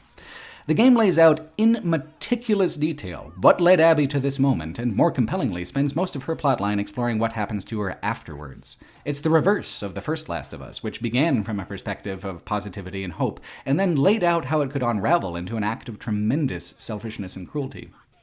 Here instead, we begin with an act of stunning violence and hatred, and then unwrap the bandages from those wounds until something more hopeful appears amid the raw and bleeding chaos. Like the first game, its storytelling is done in a strikingly uncompressed way, but the overall intention of each scene and level is consistent and cumulative, building towards a climax that recontextualizes the entire experience.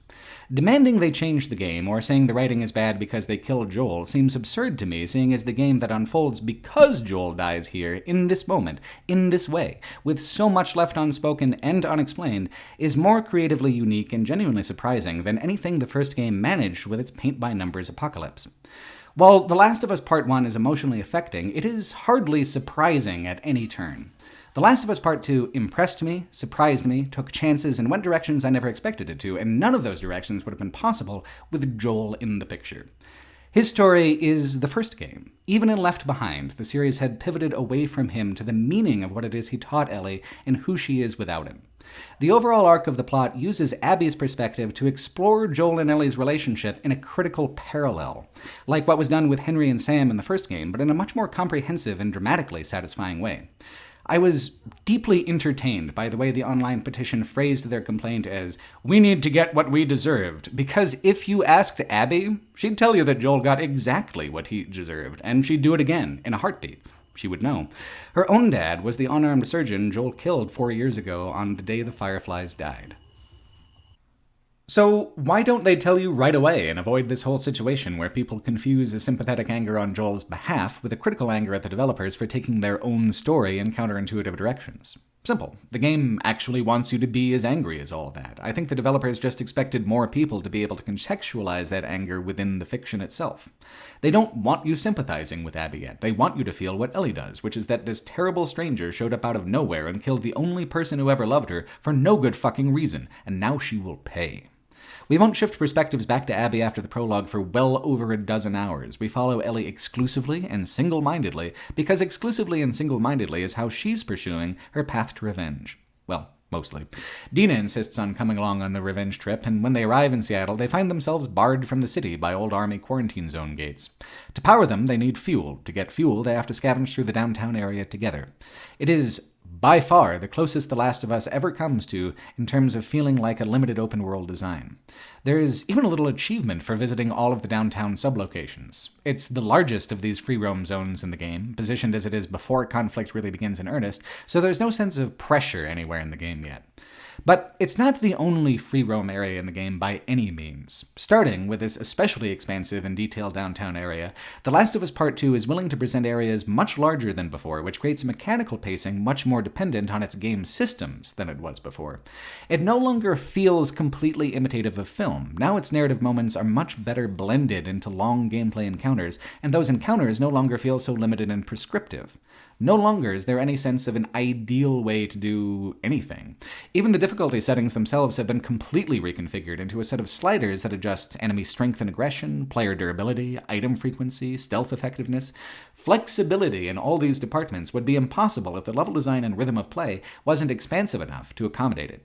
It's a lot like the transition from The Evil Within 1 to 2, from pure linear with cinematic intentions to alternating small free explore areas with more traditionally linear sections connecting them, using cinematic moments as a flourish and not a standard. The amount of player agency you're able to exercise is tangibly expanded from what it was in the original Last of Us. The section with downtown Seattle is an amazing way to reset the mechanical tone towards the new rhythms. Again, the prologue back in Jackson isn't that much different from the first game in the level design department. The developers waited until a moment of fresh curiosity to show how much farther they were willing to go to satisfy those curiosities this time around. And it truly wouldn't work at any other point in the story. With Ellie and Dina having been on the road together a few weeks now when the player rejoins them, Joel's death is no longer quite so fresh, and the two of them are able to bond and learn more about each other conversationally as they explore the more or less quiet ruins. It's critical to note that they're both still, 19, still very young, and this is their first revenge together. Neither of them really understand how badly it can spiral out of control from here. Tracking Abby down and killing her is the goal, but it's a very abstract goal. In the now is just Ellie and Dina together experiencing the post-apocalyptic equivalent of a working vacation. As established, neither are strangers to violence. They know what it means to kill. They're plenty adult by anyone's standards, and they didn't come here with any naivety about what they're going to do to Abby. It's what doing all that violence to her might do to them, that they just don't grasp yet. Where the first game was just interested in making its violence heavy in feel and heavy in tone, Part 2 is obsessively fixated on it. It's not that the gore has been increased, because in video games, gore is not necessarily proportional to how brutal or impactful the violence is. Sometimes the goriest games are the ones where violence actually matters the least. The Last of Us Part 2 is coming at it from a very different angle. It wants the violence to actually matter in a tangible, humanistic way, which is actually a big ask in a medium where the most traditional approach to murder is to rack it up on a scoreboard.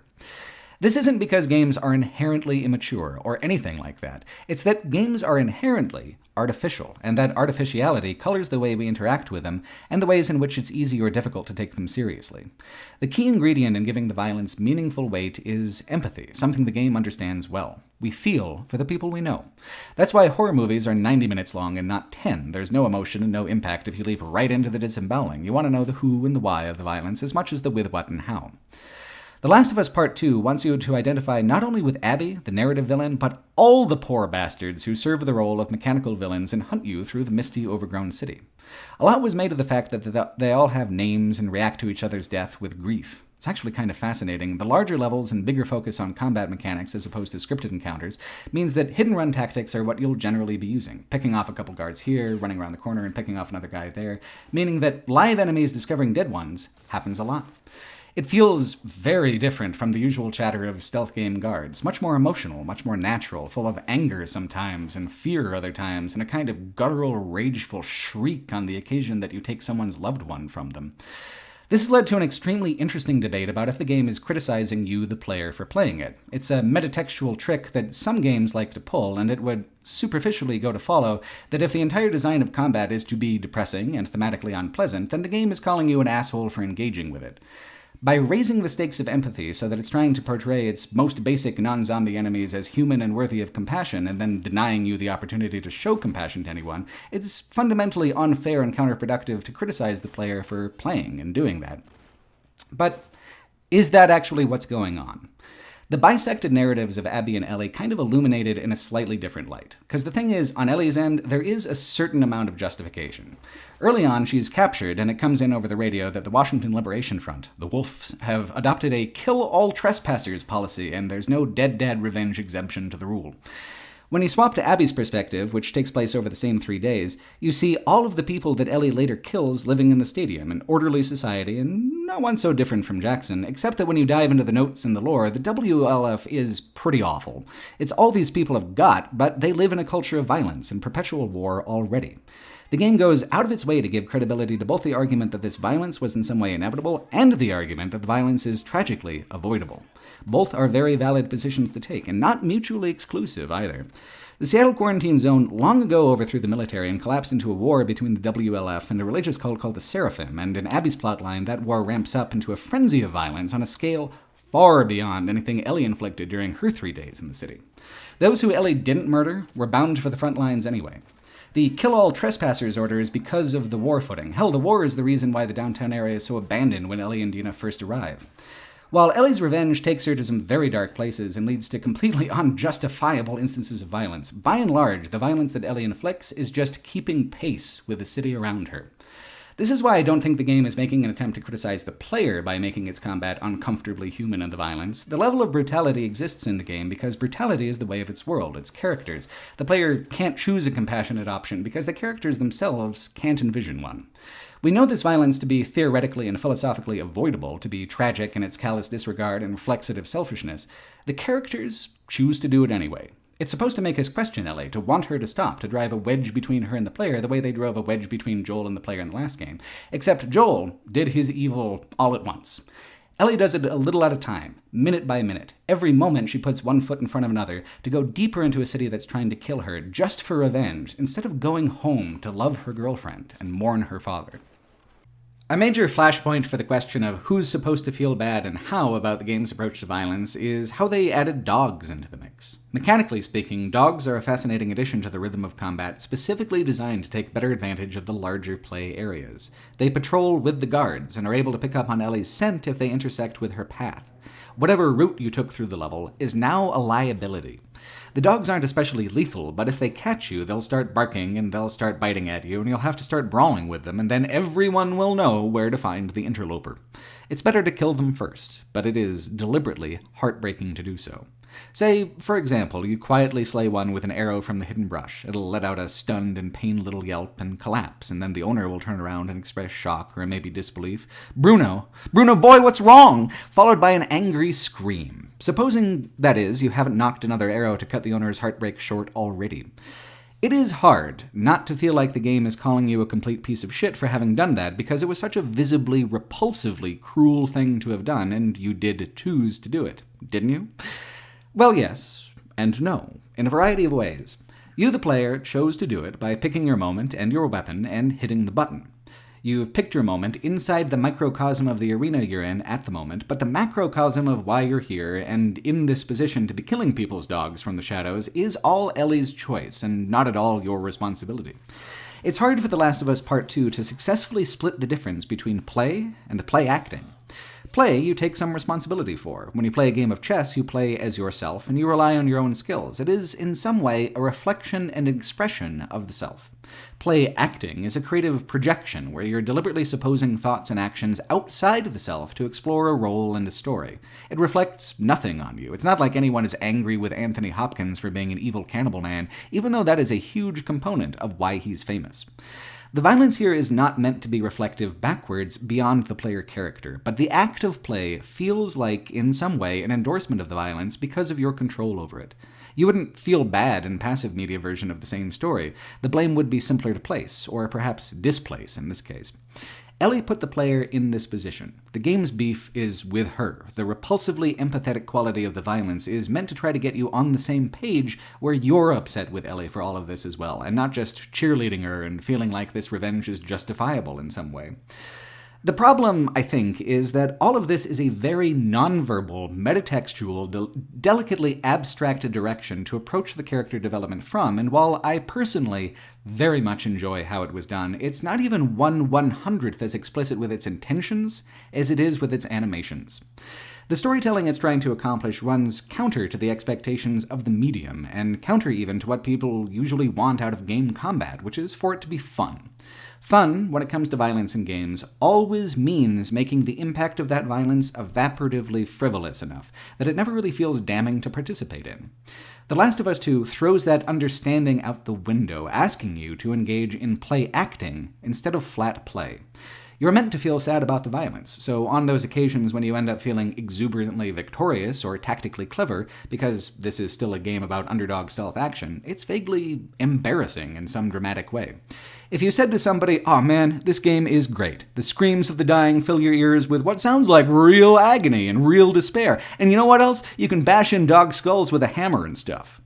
Like, that person you're talking to would back away slowly and try to surreptitiously text a picture of you to an emergency contact at that point. Except, when you play the game and place these things in a dramatic context, it actually is artistically meaningful. It pushes the game in a tonal direction hardly any other developer has been willing to toy with going, because it's simply creatively dangerous to do so. The equilibrium that allows a game like Doom Eternal to have 5,000% of the gore and violence that The Last of Us 2 has, and still feel joyful, is a balance that, once upset, can quickly destabilize the way a game communicates itself. Usually the intention behind the violence is play. Here the intention is exclusively dramatic, and that's hard to parse when you can't avoid the inherent excitement of life and death situations where it's not your life and not your death on the line. It's actually a little surprising that I don't feel more judged by the game personally, considering that the one time I actually visited Joel's hometown of Austin, Texas in real life, I ended up punching a dog in the face. I was on a road trip with my wife and our small dog, a little Shih Tzu named Simon, at a campground on the outskirts of the city, giving him a walk before we went to bed for the night. In the dark, there's this pair of eyes flashing and deep barks, but I don't really worry about it because we're at a campground. Seconds later, with no further barks, this dog tears out of its campsite, seizes Simon by the throat, and starts shaking him. This stranger dog's like 40 pounds, he's large, and this all happened in one instant. One moment things were fine, the next moment this weird dog is trying to kill Simon. I yell at him and the dog doesn't stop, and this is maybe 3 seconds that's gone by. I yell at him again and I slap him and he doesn't let go. He keeps shaking Simon by the throat. Maybe 10 seconds have passed now. Simon's screaming, not howling, but screaming, a noise I never heard him make before. I yell stop and I slap the strange dog again, and he doesn't even let go at all. He's not even making sounds. He's just shaking Simon like a toy. So I punched that dog as hard as I could between the eyes, and sure enough, he did let go. I sat on the strange dog and I yelled for help, and now we're at maybe 40 seconds out from when everything was completely fine. It's taken me at least 3 times as long to explain this incident than it did for this incident to occur. Simon's collarbone was shattered and he had 8 deep puncture wounds. It took him weeks to recover. He still doesn't really like to go hiking anymore. So, what The Last of Us Part 2 was doing with the dogs was especially odd for me, because the reaction they're going for is obviously, what kind of asshole monster would hurt a dog? And here I am, having punched one, and I don't even really feel that remorseful about it, because Simon is sitting right next to me as I type this, and if I had waited even 10 more seconds than I did, I don't think he would be. The memory is kind of seared into me, but the most striking thing about that encounter will always be for me how fast it happened and how little thinking actually went into it. The other dog was fine for what it's worth. I don't think I did anything more than offend him, and when he'd let go, I grabbed his collar and just sat on him until the owner came out. Turned out the dog had broken its leash. It's not even like the other guy didn't have his dog tied up in the first place. That's just animals, man. Sometimes they get it in their minds that something needs to die, and then they act on it. In that moment, I wasn't much more than an animal either. I spoke the language it was speaking, and I met it there in violence. I'm telling this anecdote because I was unable to play The Last of Us Part 2 without thinking about it over and over again, without letting it color how I judged Ellie for what she does, and how I judged myself as a player for helping her along with it. I don't feel much remorse for what happened to me in Austin because I didn't do anything to provoke it. I had Simon on a leash, I had a flashlight, I was on a marked path in a public campground. I did the best I could. Ellie, however, has many reasons and many opportunities to turn back, but continues to put herself in these situations where violence is the almost certain outcome deliberately, taunting death, inviting it on others. The player has agency and bears responsibility for the bloodshed, but only in a reactive capacity. It's Ellie who bears complete moral responsibility. There's a scene that I think illustrates this well, and it's when Ellie corners Abby's doctor friend in the hospital basement, infects her with spores, and then demands to know where Abby is. The woman won't give up her friend. So that's that, right? Well, Joel taught her a little differently. Joel taught Ellie that there's not a whole lot what can't be beat out of a person. So Ellie beats this woman senseless, and you, the player, have to do the button pushing to commit the violence. The point being made is not that the player is bad for playing the game, but rather that in taking this revenge, each blow Ellie rains down and each pain she inflicts is an individual choice. It's not just that she could have stopped before now at so many intervals, it's that she could stop each and every time she lifts her weapon, but just brings it back down anyway. This is Ellie's first true murder, a killing with no excuse. The player's hesitation is her hesitation too, but the player can't stop because Ellie won't stop. And what we're meant to feel here is sadness and disgust because this is still the same girl who reached out those same hands once to pet a wandering giraffe, and it wasn't even that long ago. She thinks that she's doing this for Joel. But if Joel could see her in this moment, it'd kill him all over again. It's not even remotely the nadir of how low down and awful Ellie is willing to get in her revenge quest. At the climax of her final day in Seattle, she bursts into the aquarium where Abby's supposed to be holed up. Two of the people who were there the night Joel died, Owen and Mel, are there. Ellie thinks she has the upper hand, but these people are extremely close to Abby and won't give her up. The brutality that Naughty Dog animated into this fight is about the most extreme in the game, the most actually shocking, the most lingeringly tragic. It just spirals out of control because Ellie only sees what she wants to see, her anger, her self-justifications. So when it's all over and done and she discovers that Mel is pregnant, she's stunned to see it. Anyone else could have seen it coming, anyone but Ellie, blind to herself. Dina's pregnant as well, a child of her ex-boyfriend who also shows up on Ellie's second day, and she's experiencing complications with that pregnancy. If Ellie cares at all about Dina, she needs to leave the city immediately. So, she does. She never found Abby. All she found was the rock bottom of herself. This last act of revenge, the murder of Owen and Mel, is not interactive at all. If the game truly wanted the players to feel responsible, they would have assigned them responsibility at this, the most intensely irredeemable act in the game. Instead, the game leaves it all on Ellie's shoulders. When Ellie's muscular nemesis tracks her down anyway before everyone can leave the city, we rewind all 3 days to find out just who it was Ellie revenged herself on, if it wasn't Abby. The problem with The Last of Us Part 2's pacing is that Ellie's entire 3-day run in Seattle isn't especially eventful. This is half the game, so that's very frustrating. The only reason Ellie's in Seattle at all is revenge, and revenge against a single person, not the entirety of the WLF, so her whole experience tends to split into brutally long transits from one side of town to another, or equally brutal interrogations to discover that Abby isn't really around and no one's completely sure what her deal is the past few days. The single-mindedness of Ellie's 3 days in Seattle is completely deliberate, and we stick with her perspective instead of switching back and forth between her and Abby, so that we understand her to have done the horrible things she did without seeking explanation and without seeking context. Ellie thinks that her revenge is the most important thing in the world. It's likely the most important thing to the player, since Ellie's the player's last real connection to the previous game, and we know her so well. Here is the beautiful, bitter irony of it. Abby doesn't even know that Ellie is in town until after Ellie kills Owen and Mel, until after your experience with revenge as the player is over and done with. I expected Abby's plotline to weave in with Ellie's in some way, that I would be following my own footsteps some and seeing the opposite side of events, but that isn't how the game chooses to explore Abby at all. Everything that happens to her during her 3 days is unique and specific to her, and does not intersect with Ellie's path at all in any way until the very end. It's such a powerful thing to say about Ellie's revenge, to take us right up to the threshold of it, and then call it out as being so small and insignificant in the grand scheme of things, that the subject of the revenge is utterly oblivious to almost every single thing that happens in the front half of the game. I'm sure there's some who see this as bad writing, but I don't think so at all. It's a bold and very obviously deliberate choice that makes what Ellie's choosing to do seem especially misguided.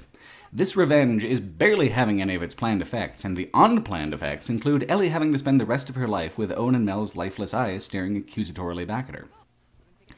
The 3 days we spend in Abby's shoes and away from the monotonous misery quest that Ellie's on feels so much more expansive and even on occasion fun that it breathes a whole new life into the game. In ways, The Last of Us Part 2 didn't really quite get going for me until the back half. Before, I liked it. With Abby's plot and the way it's introduced and executed, I grew to love the game instead. I'll admit it was a big hump to get over when the perspective swap first kicks in, though. Like when Joel arrives in Wyoming, it feels like the plot is incredibly close to arriving at its destination, and then it decides it's just going to kick up its feet and simmer down now for a little bit. It's not that I was offended at the idea of playing Joel's killer. I was curious about that. It's that the timing feels extremely unwelcome on account of how the single-mindedness of Ellie's half of the story means that you feel like you're spending all this time and effort kind of waiting for something to happen and tick over, and then the amount of time you might have to wait for that resolution seems to instantly double. As you get into Abby's plotline and it starts to become clear how truly different the experience is going to be, I found that irritation melted away quickly enough. Interactively, you have to participate in Ellie's violence because that's her story and the world she lives in. There is nothing saying you have to be equally complicit in her ignorance of the woman she's made up her mind to kill. Both main characters get extensive flashbacks with their absent father figures that fill in the background much better. For Ellie, all the flashbacks are about Joel. They span a whole range of ages and situations in between where we left them at the end of Part 1 and where we picked back up with Part 2. The first one is pure nostalgia for character and player both. Joel is taking Ellie somewhere special for her birthday, likely her belated 15th or thereabouts. It's the apocalypse, you can forgive not knowing exactly. Who she is here and who Joel is here represents the two of them at their best and most charming. Joel is warm, kind, patient with Ellie, as much of a father as we've ever seen him be. Ellie is goofy, inquisitive, admiring of Joel in a way we had not seen her be in all of Part 2. She feels his daughter in this scene. It's a powerful contrast to all the hate and darkness, particularly because that darkness is supposed to somehow be a tribute to Joel, even though what he wanted for Ellie was for her to be better than he was, instead of exactly the same. His present Ellie is this museum, a whole hall of lost dreams and forgotten knowledge. In Left Behind, there was an interesting moment where Riley encouraged Ellie to picture in her mind what an arcade cabinet fighting game might have been like while narrating that fight to her. The world around faded out, and the sights and sounds of her mind's eye faded in. The result was a little saccharine, like Left Behind's writing can tend to be, but Part 2 uses the museum scene to tinker with and refine this sort of imaginative vignette into something much more emotionally affecting. Joel invites her to choose a helmet from the displays and climb inside an old Apollo module that the museum has. He gives Ellie a cassette recorder and a tape with audio of an actual space launch. There will never be another spaceship, not in her world. Joel's gift is the dream of what it would be like, anyway, to slip the bonds of Earth and grasp for the infinite. It's a genuinely beautiful scene, resonant because it contains such a touching personal connection between the two of them, for how deep of an inner life Ellie has to have to conjure up these images for herself. But it's also so bleak in the understanding between all of them, Ellie, Joel, and the audience, that this dream will only ever be a dream. The reality is left to moss and rust forever. The next flashback is much more serious, then. Ellie sneaks off from Jackson to return to the St. Mary's Hospital in Salt Lake City. Surely she'll get better answers from them than she got from Joel. But they're all gone, and what's left is just enough evidence to convict Joel of the crime she always suspected him of. They have it out, and Ellie agrees to return to Jackson with him, but it'll be years getting over it for her, if at all. This is amplified by Ellie's desire to try to have a movie night with Joel on the night he died, before everything went wrong. She wanted to reconcile, but it never happened. Let's cut over for a second to Abby's first flashback, also in Salt Lake City. Remember the giraffes? They're hardly the only zoo animal out here. Her father had been helping keep them alive, and the two of them try to save a zebra from a barbed wire fence in a moment that directly inverts the giraffe scene. Later, she actually remembers her father discussing Ellie, weighing the morality of the sacrifice of one against the survival of millions. And you know what? Abby entered into that thinking for him. That man, that surgeon, was protecting his daughter as well. Then the memory of her father with a sheet over his head, in that empty surgical suite that we know so well. Abby wasn't so muscly then. Her biceps are a kind of Count of Monte Cristo thing, the result of years of angry pull-ups with revenge burning in her heart. The two main characters have felt the exact same pain, and even if the parallels aren't even the least bit subtle, they are effective in criticizing the endless back and forth of revenge. An eye for an eye, a dad for a dad, a girlfriend for a boyfriend, round and round and round. The most impactful thing about the cumulative flashbacks for both characters is the revelation they add up to when the stories catch back up, that Ellie knew exactly what Joel did, and had already guessed why Abby did what she did in turn. And then, she came out here and she killed all these people anyway. When asking myself why, I came back to the failure to resolve what was between her and Joel, how Joel died without having been forgiven for the Fireflies. In avenging Joel, she can posthumously give him that honor. She can pick up where he left off and skip forgiveness by rushing straight into misguided imitation. In doing so, of course, she does damn herself. How many children did Ellie orphan in just 72 hours? It's a lot. You even see some of the folks that I'm pretty sure Ellie kills drop kids off at school in the early moments of Abby's plotline. Revenge does nothing but spread the misery around, multiply it like a virus bursting a cell open with a million terrible copies of itself. This is why Abby's 3 days are more than anything else about forgiveness. Abby's story does more than just provide context to the revenge plot. It provides context to the whole civilization of the Seattle quarantine zone, how the WLF have kept up their numbers in such a way for so long, how they're waging a war with the mysterious religious zealots called the Scars. Abby is one of the WLF's most reliable soldiers in that war. She's killed more Scars than she can count. Her whole first day is interesting but workmanlike as she moves to the front lines, fights a small battle of the war, then rests and regroups before having an audience with the WLF's leader himself, Isaac. I love these levels for the scale of them and how they thoroughly answer in a very natural, unspoken, indirect way so many questions that the player has about the WLF's numbers, cultures, and organization. The men and women that Ellie kills doesn't even scratch the surface of them. They're a nation unto themselves. Let's dial it back a bit with another one of Abby's flashbacks, an extremely long one that parallels Ellie's museum memory. After her dad died and the Fireflies disbanded, a lot of former members of the Fireflies ended up in the WLF. Owen is one of them. Not too long ago, Abby and Owen had kind of a serious thing going on.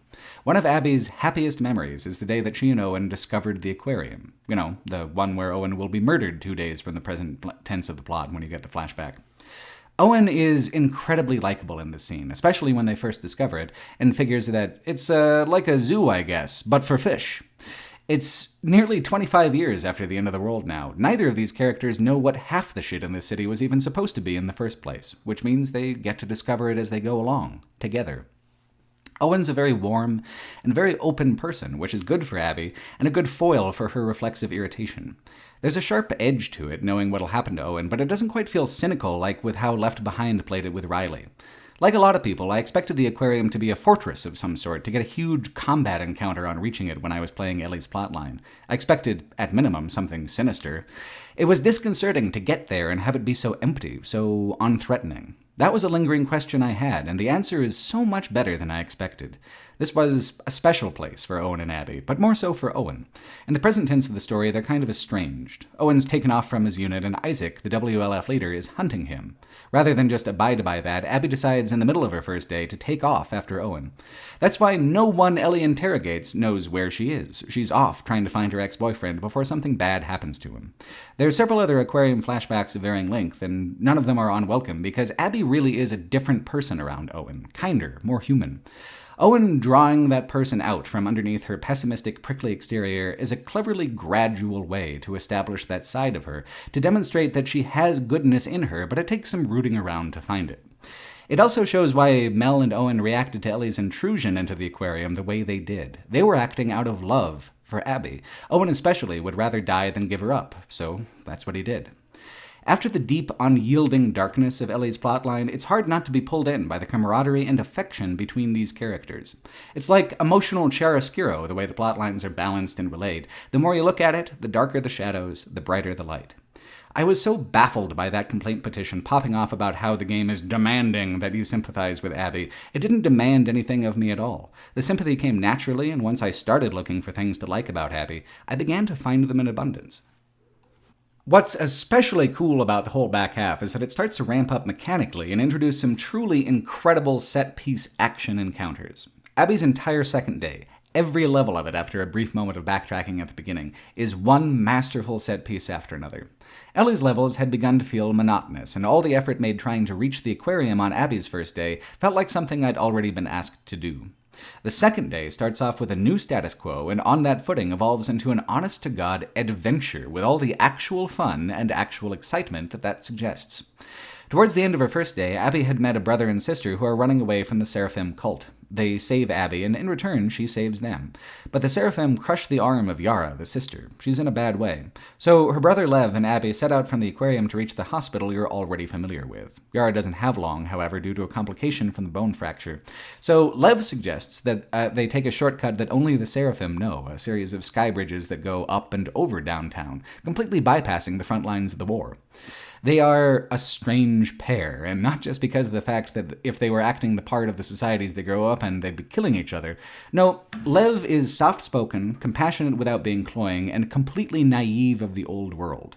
Abby, on the other hand, is a veteran soldier and survivor, withdrawn, sour, holding on to the uniform and symbols of a world she never really even knew. Like Owen, Lev draws a softer side out of Abby. He's completely immune to sarcasm, which Abby finds very difficult to manage, so after a while she just starts being direct and open with him, and in doing so allows herself to be more human around Lev than just about any of her friends in the WLF. Plus, she's in new territory herself. She's just deserted the only life she's ever known to save a man who isn't even available anymore. And now she's traveling with the only Seraphite she's ever met that she didn't immediately try to kill to save another Seraphite for reasons not immediately clear to her. It feels like the right thing to do, but doing the right thing is a new experience for her, so she's charmingly awkward about it. This is, so far, the best character work in the game, by leaps and bounds. The whole mood is light, full of possibility, and the backdrop for it is the game's best level design. Abby's Day 2 is largely linear, but it takes advantage of that linearity by taking you through an absolute bonanza of action and world building. The progression through environments and enemy types is layered perfectly. First, you have to wind your way from the aquarium to the first skyscraper in the bridge network. You go uphill, crisscrossing a river that's flowing down what I think is 2nd Street. It's just a beautiful mashup of urban and natural environments. Then up and up and up the skyscraper. All the while, you're fighting the Seraphim, who immediately attack as soon as they realize Lev is with you because of his apostate status. Fighting them feels more justifiable than the WLF because disemboweling people and leaving them hanging from lampposts is part of their religious practice. It's easy to hold that against them. And besides, Lev is great, so if they're being assholes to Lev, there is certainly some fun to be had being assholes to them. Crossing the sky bridges is almost actually vertigo-inducing. The game manages to convey their dizzying height in a viscerally effective way. Like they've been making you nervous about, the sky bridge does collapse when it reaches the final building, spitting Lev and Abby out on the top floor of a gigantic skyscraper filled to bursting with fungus zombies. The descent through the skyscraper is harrowing and thrilling. There's a ton of combat, and the vibe of banter, scavenging, and puzzle solving is extremely reminiscent of the most iconic levels of The Last of Us 1. It is such a cool feeling, being stranded in this labyrinthine monolith of a high-rise. On reaching the hospital, you don't just get to take supplies, you have to scavenge them from the lower levels where no one goes. No one's gone to the basement for 25 years because it was ground zero for the original infection. All the original victims were treated in the ER down there until they killed their doctors and burst out to slaughter the rest of the city. Not all of them, though. Some of them are still sealed away down there, rotting, changing. Lev doesn't accompany Abby down there. You're all alone for this sequence. The atmosphere now is true and classic horror. There's even a boss fight, like a real boss fight, with a multi-stage enemy of tremendous and terrifying strength. I found it to be a very difficult fight, but the fact that all throughout Day 2, you're able to use the most visceral, nasty weapons in the game without any moral questions about using them, gives the whole thing an excitement that had been deliberately omitted until now. Each stage of Abby's Day 2, the quiet and scenic introduction, the firefight up the skyscraper, the death-defying crawl down the skyscraper, and then the moody journey back into the lore of the infection's genesis, flow into each other effortlessly, juggling moods and moments with such a skill that I think it might be my favorite interactive sequence in all of zombie media. Mechanically, my favorite zombie game is Dying Light, but the attention to tiny, curated detail all throughout this day 2 and the artful progression of it makes such a strong impression and indelible memory that I'd rank it higher than any player-directed or scripted sequence Dying Light had to offer. The Last of Us Part 2 is known for its character work and its careful mood, but this is the first time in the entire series I've been so impressed with The Last of Us as a game about zombie survival. Like for Abby, that day 2 is just the second day of Lev living independently from the society that he had always known. It was both a large thing and a small thing that drove him out of the cult. The small thing is that he cut his hair. That was the precipitating act that set everything in motion for him and his sister, and for Abby too. The larger thing is that this was such a significant offense to the religion because they understood Lev to have been born as a woman, and he must therefore conform to that or die. So Lev took a risk on death instead, and left. In the fiction, Lev's identity as a transgender individual is mostly immaterial to why he's such a great character. His personality is concretely grounded in his world and in his individuality. There's no sense here of tokenism at all.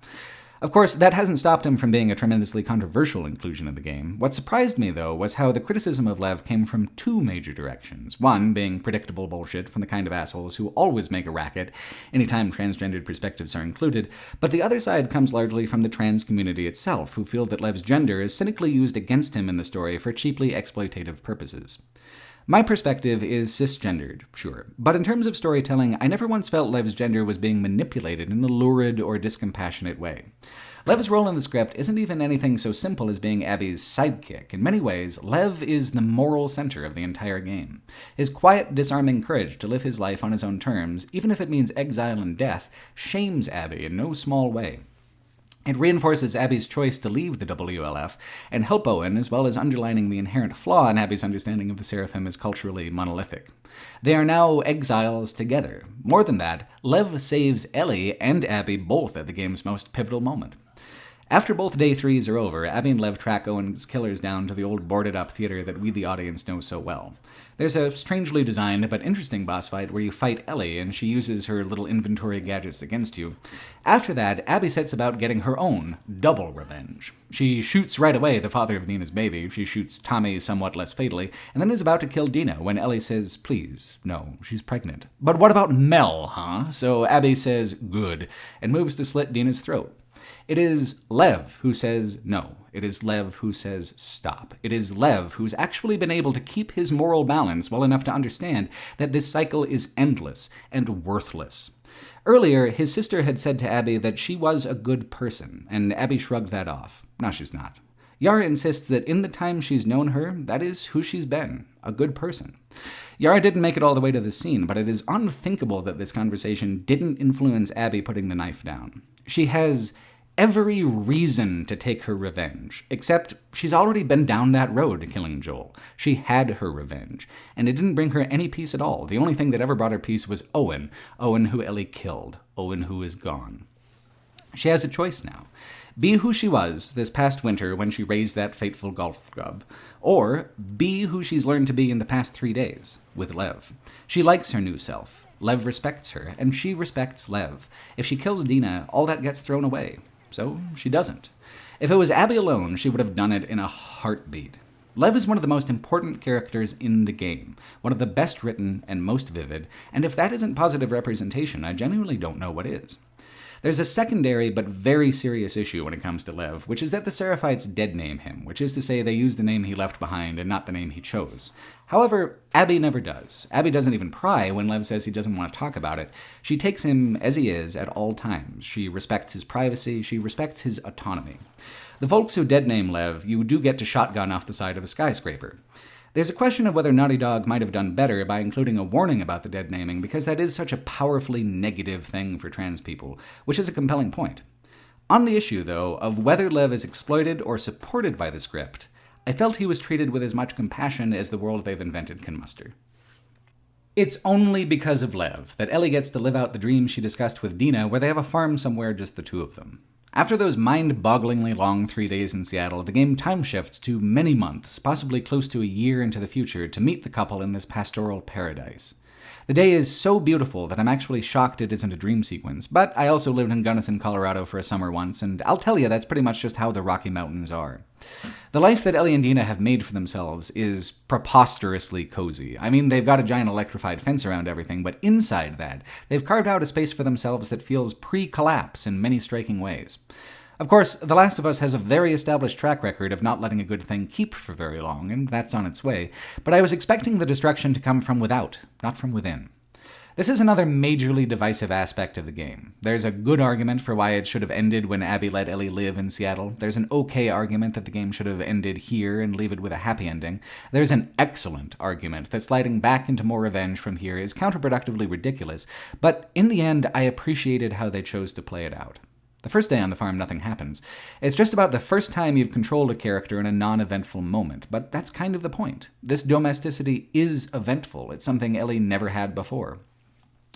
This is everything Ellie needs to have a happily ever after for herself, for as long as a happily ever after can last in this world. Then, some days later, we rejoin her for the turn. A strange horse is outside, which is just such a classically Western image. The whole scene now has a bit of a Western flavor to it, not so much a John Ford as the Coen brothers, but still. Tommy's come back bearing news. He found Abby. Someone fitting her description was drifting down California way, which we the audience know is something Owen was trying to do. I audibly groaned that this was happening. I couldn't believe that Tommy was being such a stubborn jackass about it, but this revenge is all that he's got left. Getting shot by Abby in the theater gave him permanent damage. His marriage failed. All he's got is bitterness. He has already thrown away what Ellie's got, and when Ellie says that she won't throw it all away too, he calls her a coward. Dina rushes out when he storms off, but that was it. Once planted, this seed of self-hatred and self-doubt takes root and curls around her brainstem, surely as the fungus did. This is why I ended up respecting this story beat, despite being absurd on the face of it. This final revenge is no longer motivated by hatred, but born out of a deep and inarticulate despair. Ellie's got PTSD quite badly, but the odd thing is that she still flashes back to Joel, and not to what she did to Owen and Mel, which I would have figured would be the far more traumatizing event at this point. She has everything she needs to be happy, except the ability to accept her place in it. There's plenty of people who look at this pivot and say, plot hole, you don't leave the safety of the epilogue, dumbass. And Ellie is obviously being incredibly short-sighted, stupid, and selfish by letting what Tommy said consume her to the point that she would leave all of this behind. That's the thing about depression, though. You know very well what you ought to do, except that it seems impossible to do it. You know so deep down in your heart of hearts that you're an irredeemably worthless piece of shit that it feels wrong to act in any way where you aren't punishing yourself or atoning for the crime of existing. Depression can come and go in waves, but it is a disease of perception. In the pit of it, there's no clarity or peace about who you are and why you're alive. Ellie and Dina have a beautiful life together, which already makes Ellie uncomfortable. When Tommy called her a coward, I knew what she would do, because I know that's what I'd do. She promised Joel that she'd forgive him, and she never did. She promised Tommy she'd avenge Joel, and she never did. She promised herself that she'd make it right, but nothing ever feels right. Ellie's unfinished business is not that she came back without having killed Abby, it's the shame she feels in having come back at all. When I imagined the ways that this happy interlude at the farmhouse would implode, I figured on gunfire and violence. Instead, what I got was witnessing Ellie getting up in the middle of the night and having those middle-of-the-night thoughts that can sometimes be more lethal than any object you strap to a pair of scissors. It's not subtle, but it is even-keeled and completely justifiable storytelling. The long epilogue act may be a strange and divisive way to tie everything up, but for me at least, I found it to be one of the most truly believable choices that Ellie makes. Besides, the epilogue chapter is where the game's obsession with parallels, symmetry, and inversions actually yields the most interesting fruit. When we catch back up with Abby and Lev, they're investigating a lead on a holdout of ex-Fireflies. They know an address that's supposed to be an old safe house. It feels pretty wild to even be playing more game at this point, but the neighborhood is full of little light exploration opportunities and allows you to take your time and play it in a way that doesn't even hint that the end of the game is close by. What's wonderful about it, though, is the dynamic between the two of them after they've been traveling together for so long. It is just the same between Abby and Lev as it was between Joel and Ellie in the heyday of how they felt about each other. Abby seems so much lighter of spirit, and everything they do seems full of promise. For some reason, I was actually lulled by this sense of security. I really should have seen it coming, that they'd get ambushed, beaten, and captured as soon as they discovered the Firefly base was real and all they had to do was get a boat out to Catalina to find it. I didn't, though. I figured Ellie would be the biggest problem, but instead, this mean little twist adds complication to Ellie's continued revenge quest. So, we pivot to her, arriving a month or two after her quarry on the outskirts of Santa Barbara. It's a cool moment when you first switch back to her, having found the boat that Owen restored washed up on the beach. It is the most lovely California afternoon that you could imagine. Ellie has finally fully completed her big American road trip after all. She's made it coast to coast at last, and all it took her was 300 murders across 5 years. The landscape and climate clash wonderfully with the mood, darkened so much from Abby and Lev's little scavenging interlude. More, the prologue switching perspectives have been totally inverted. When we first found ourselves in Abby's boots, back in the prologue, there was a sensation of gnawing worry about how this suspicious stranger would intersect with the characters we know and the characters we trust. Now, those treasured characters are Abby and Lev, and that strange, dangerous interloper is Ellie. It's fair to say that I no longer know her as a player, because she no longer very much knows herself. There's a real feeling of dread as she gets closer and closer to finding Abby. What's especially notable about the epilogue, however, is how much effort went into making it a mechanically engaging series of levels, and not just a linear conclusion to the plot. There's not really many free explore portions once you switch to Ellie's perspective, but the combat arena spaces are very large, ranging through the whole town to a crumbling seaside resort where the raiders have their kingdom. They're slavers, assholes of the highest order, and in painting the villains that way, the game cuts you a lot of slack in its game-long mandate to take their personhood seriously. This time, perhaps, you can feel okay about going a little crazy with the stabbing and the shooting and the blowing shit up. Like with the hospital at the end of the first game, the game gives you a special weapon to compensate for how many enemies they're about to throw at you, this time a silent submachine gun to better take advantage of the large, open design of the resort. All the violence feels, for once, justified enough to make you feel like Ellie's doing okay by all this killing. She frees the imprisoned people, all except Abby and Lev, who are staked out for punishment down on the shore. That heroic flavor to what you're doing makes the moment very pensive. Surely you're not still gonna try to have your revenge, are you? To her credit, she almost doesn't at all. She cuts down Abby, who's been severely beaten for weeks on end. Abby immediately goes to Lev to try to help him. As a side note, Lev is still wearing his own clothes. There's never any attempt by the plot to sexualize the violence done to him or diminish his gender identity, even in this moment, where the developers certainly had an opportunity to be crassly graphic. Lev and Abby go to a boat, Ellie goes to another, and I feel like if they did end it here, with them barely saying anything to each other at all and just sailing off separately in the fog, it would have been perfectly fine. I wish they had left it at that. Instead, Ellie forces the fight, literally forces it, by threatening Lev with a knife, even though she clearly understands the nastiness and cruelty of what she's doing. They don't just fight either. It's this whole big production of a fight that I think is possibly the single worst tonal choice Naughty Dog made in the entire series. I never played the Metal Gear games, but I did once hang out with a friend while they finished off Metal Gear Solid 4. At that climax, there's this fight that's influenced by movies like Universal Soldier and Escape from New York, where these two dudes just beat the ever-living fuck out of each other for round after round after round, and then they inject each other with stimulants so that they don't pass out and can keep fighting. I'm not entirely certain, but I'd be curious to find out if these fights are really of comparable lengths, because it sure fucking feels like it. Tonally, it doesn't feel like The Last of Us Part 2 has so far. It feels like a slightly more feminine sequel to Hobo with a Shotgun. It is awful. I understand that this is a climactic moment, so they're trying to make it big, but the only thing that's allowed the game to creatively succeed with what it's trying to do is its humanistic portrayals and its sharp-edged attempts at conveying realism. This moment is pure video games, right here, in a manner so blatant that Hideo Kojima even poked ironic fun at this kind of thing towards the end of Death Stranding with the Higgs finale. At the end of this fight, Ellie realizes something she should have realized a long time ago, that this no longer has anything to do with Joel and runs counter to anything he would have wanted for her. She stops. She lets them go. I hated the fight, but I gotta admit, I do love the image that follows it. Ellie, in the cold ocean water, alone, bereft, empty of everything at the end of the earth. Fog surrounds her, everything is gray, obscure. It's just a beautiful shot. She's finally arrived at the place her revenge was taking her, and that's no place at all. After all that, would it shock you to find out that a not insignificant amount of players hate the fact that Ellie abandons her revenge at the end and lets Abby go?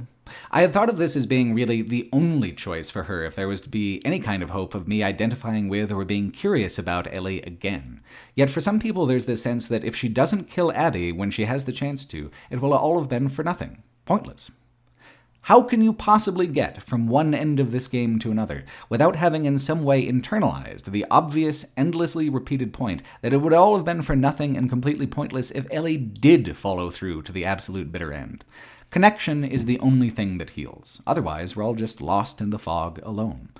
When you found your way through the credits and back to the menu screen, that fog has lifted, with the boat that Abby and Lev took pulled up on the shore by the iconic Catalina Casino. For them, there was some kind of happy ending still waiting.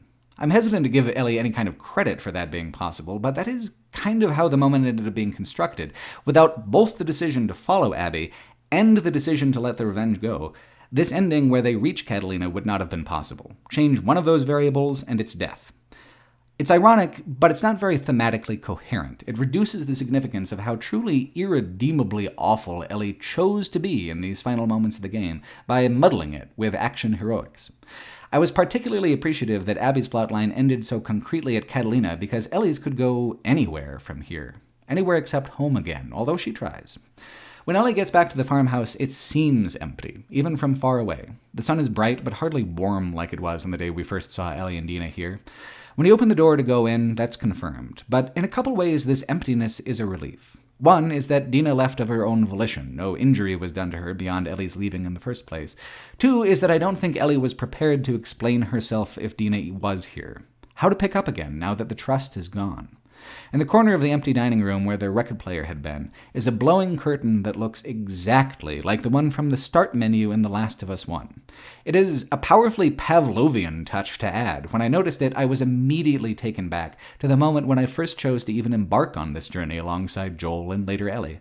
I began to think of the whole arc of both games, how Ellie went from someone bursting with curiosity about the world to someone who's dashed herself to pieces against it.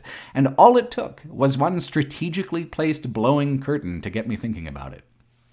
As she goes upstairs, we get another little inverse symmetry to the night so long ago now when Sarah crept down the stairs in her Austin house looking for her dad because things outside were beginning to seem a little scary. Way back at the beginning of the game, there was a moment that I found deeply moving, and it wasn't any major conversation or twist, but a tiny, almost incidental touch. After Joel dies, Ellie goes to his house to collect some things. His jackets are in the closet, including the one he wore for so much of the first game. She holds it, feels the leather of it, and then she takes a deep sniff. It conveyed so much more of the loss of Joel than any part of the revenge ever did. Not only is Ellie mourning for Joel, mourning the void that's left of him now, she's also mourning the girl she was, who could love him so uncritically. The one who talked him into wearing a very silly hat at the museum on a bygone day, and when he showed her the stars the only way that was left to them. At the farmhouse, all her things are neatly packed in boxes in the room she used for her art. Dina's been cordial about it. It's all there, including the guitar that Joel taught her to play. But Abby bit off some of her fingers in the fight, and now Ellie will never play again. Joel was taken from her, this is true. Everything else, Ellie gave up willingly. As she abandons the farmhouse this final time, she leaves Joel's guitar and the audience with it to watch her walk away through the window. Ellie never got a chance to forgive Joel, but she put herself in his shoes and did so much worse than he ever did. To forgive Joel now, to leave him behind too, is easy in comparison to all she'd have to do to forgive herself.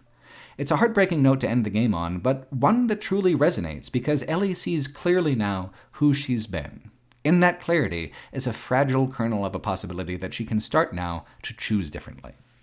Like Part 1, Part 2 is complete in itself and needs no sequel, but is well set up for one if they ever return to the franchise. With both parts combined together, I'm still not sure if what we're looking at are the greatest games of all time. The first game doesn't take enough risks, and the second game takes so many. They're both such deliberate works of cross-medium storytelling that just calling them games isn't quite right, but neither are they movies or shows or anything traditional. They are unique unto themselves, with a narrative that weaves themes and characters and gameplay together into tight loops and symmetries that make each game interdependent on the other for the greatest impact. I read a review that said The Last of Us Part 2 was trying too hard to be profound, but I never felt like that was what was going on. The Last of Us is too insular for that. The dialogue, level design, and methods of engagement are all internally justified within the intricate thematic frame of each game. It's not trying to tell us anything we don't already know as an audience. It's trying to tell its own characters these things in a way so that they'll listen. The Last of Us Part 2 is such a creatively experimental gamble in so many aspects that it's kind of disqualified itself from being judged along the usual lines people use when they say greatest or worst regarding games. So let's leave medium out of it. It's a dramatic work, an artistic work, and art is about communication. Was it successful in that? I'd certainly say so. Whether you love them or whether you hate them, The Last of Us Parts 1 and 2 are such divisive games because their creative perspective is so strong, because the games override the player's storytelling wants to pursue their independent storytelling needs. They don't need to be the greatest of all time. They are exactly the games they set out to be. That clarity of purpose is a rare thing in any medium, let alone a creative work that walks in the shadowlands between so many different mediums. Both games seem so truly of a piece to me that I can't imagine them turning out any differently and still being remotely so connected to one another. Fans, like those who wrote the petition, don't always understand that what's best for a character isn't always best for a story, and that sense of ownership over the characters because we were the actors in the roles is fallacious. Stephen King once wrote a book about that kind of suffocating fandom called Misery, and it was not flattering. The Last of Us Part 2 is as controversial as it is because it actually has strong artistic opinions. I didn't expect it, but I connected quite deeply with The Last of Us Part 2. I trusted it to take me to the places it was going, and I was glad to have gone. I liked Ellie in the first game, but in the second, I felt like I actually understood her. I'm no stranger to being lost in the fog myself. Thanks for watching. I want to take this moment to thank by name some of the people who are currently contributing $10 a month or more through the website Patreon to keep these videos going. People like Cale Perrion, Julian Reno, Comfy Hat, Agandine, Alex Hansen, Jared Meyer, Leo Neal, Gnoshin, Ethan Cossett, Stinson Sneed, John Paul Queller, Notum, Aaron Williams, Adam Allah, Andrew Hartnett, ICR7, Zach Millington, Thomas Culligan, Soeb Sheik, Ali Nuartimo, Eddie Burton, Brian Barrow, Carol Henderson, Sidonia, Daniel Phillips, Massive Ron Gervais, Tyler Robinson, Jeremy McQuaid, James Condon, Corey Bofill, Greg, Eli Bergmass, Chris Teckenton, Dennis Clark, Evan Eggers, Jake Mays, Perori, Kumaran Vijayan, Vodka Blitz, Nobody, Kirk Battle, World War II Freak, Johnny Marsbar, Alexander Leister, Rusty Kelly, Igor Babiuk, Jason Hine, Lars Braken, Jeff Sang, Morgan Mall, Jason, Brian Hill, Stephen Plovan, Eric Goose, Aaron Dembski-Budin, Levi Thomas, Matthias Campbell, Heast Guy, Rogue Thrax, Hedgehog Kevin, Sean Sovey, Doomed Sheridan, Jeremy Austin, Cody Peterson, Sophia Naylor, Alexander Smith, Konstantin Ivanov, Ali Hamoud, Franz Laufka, Devona Uparach, Jed Kirk, Logan Hickman, Danston, Tyson Cox, JRG123, Liam White, Zachary Leonard Roper, Wolf and White Van, Sergeant QQ, Trinet, Penny Drake, Matthew Burns, Symmetry Master, 1MXW, Keone Warby, Eli Youngs, Space Wizard 63, Arnie HD, BB, Maxwell Bohm, Thomas Vavasseur, Emma vs. Dracula, Pete Gronbach, Jay Calder, Tyler R. Smith, Alex McDonald, Ryan Park, Christopher Guile, Kevin Morris, Allison Sugar, Brianna Manassa, Mario Mendez, Dave, Alexander Clantworthy, Vadim Flax, Kyle Zimes, Colin Stoltz, Nicholas, Quinn, Cool Boy John, William Poppard, Ottavio Albanese, Kanan, Ethan Hayes, Matthew Schreirock, Howard Knutson, Dragon Kobold, Quinn Hannah White, Ricky Shields, Carrie Haug, Asbjorn Volkivalben, I'm sorry, Colwyn? I apologize for that. Peter H., Owen Tierler, Reese Kittleson, Cold Beans, John Little, Bob Mitchum, Scrublord, Tyler King, Darren Jackson, Mike W., Eric Jensen, Stephen Lovedance, Phil Harding, Benjamin, Elijah King, Ivan Echeverria, Baxter Jr., Selowick, Max Barros, Cobra, Patrick Gamond, Adam N.H., Tyrone Lambert, Histoklop, Gabriel Holland, Travis Houston, Simon Hasselow, Alex Williams, Patrick Mills, William J. Gorman, Mizko Tsiaha, Marky Marcus Aurelius, Kellen T.M., Leighton Carden, Brian Gelbart, James Henderson, Dralox 789, Zachary Ziemba, Decab, Juju Beans, Highland Fox, John Soklovsky, Well-Tempered Clavier, Matthew Richard Toigner, Austin Matheson, Scott Muck, SG Response, Tiernan Garces, Christopher Askin, James Gray, Vitor Tumoli, Derek Melancon, Jared A. Hicks, Garrett Johnson, Han Jiping, Jacob Monish, Valerian, Psychodelicat, Max Cohen, Shieldwall, Leo Peril, Markaleth, Tyler F., Piperman, William Tung, Conceited Axis, Brendan Davies, Lawrence Hurley, James Mosca, Simon Anderson, Victor Felton, S. Engvall, Jeffrey McIntyre, Marcin Zarad, Zachary Brent, Levi Whitney, Dakian Delamast, Mr. Moss, Nikolai, Elijah Nelson, Sam Bellmeyer, Byron Callan, Colin Guti, Eric Amundsen, Noah Kemtrowitz, Tinfoil Pancakes, Max Pantoja, Maurice Dessereau, Manu Weedman, Lo Beyonder, Gilosin, Vance Jordan Falls, Ralph Rainwater, Alexander Romanov, Pyotr Kasperzik,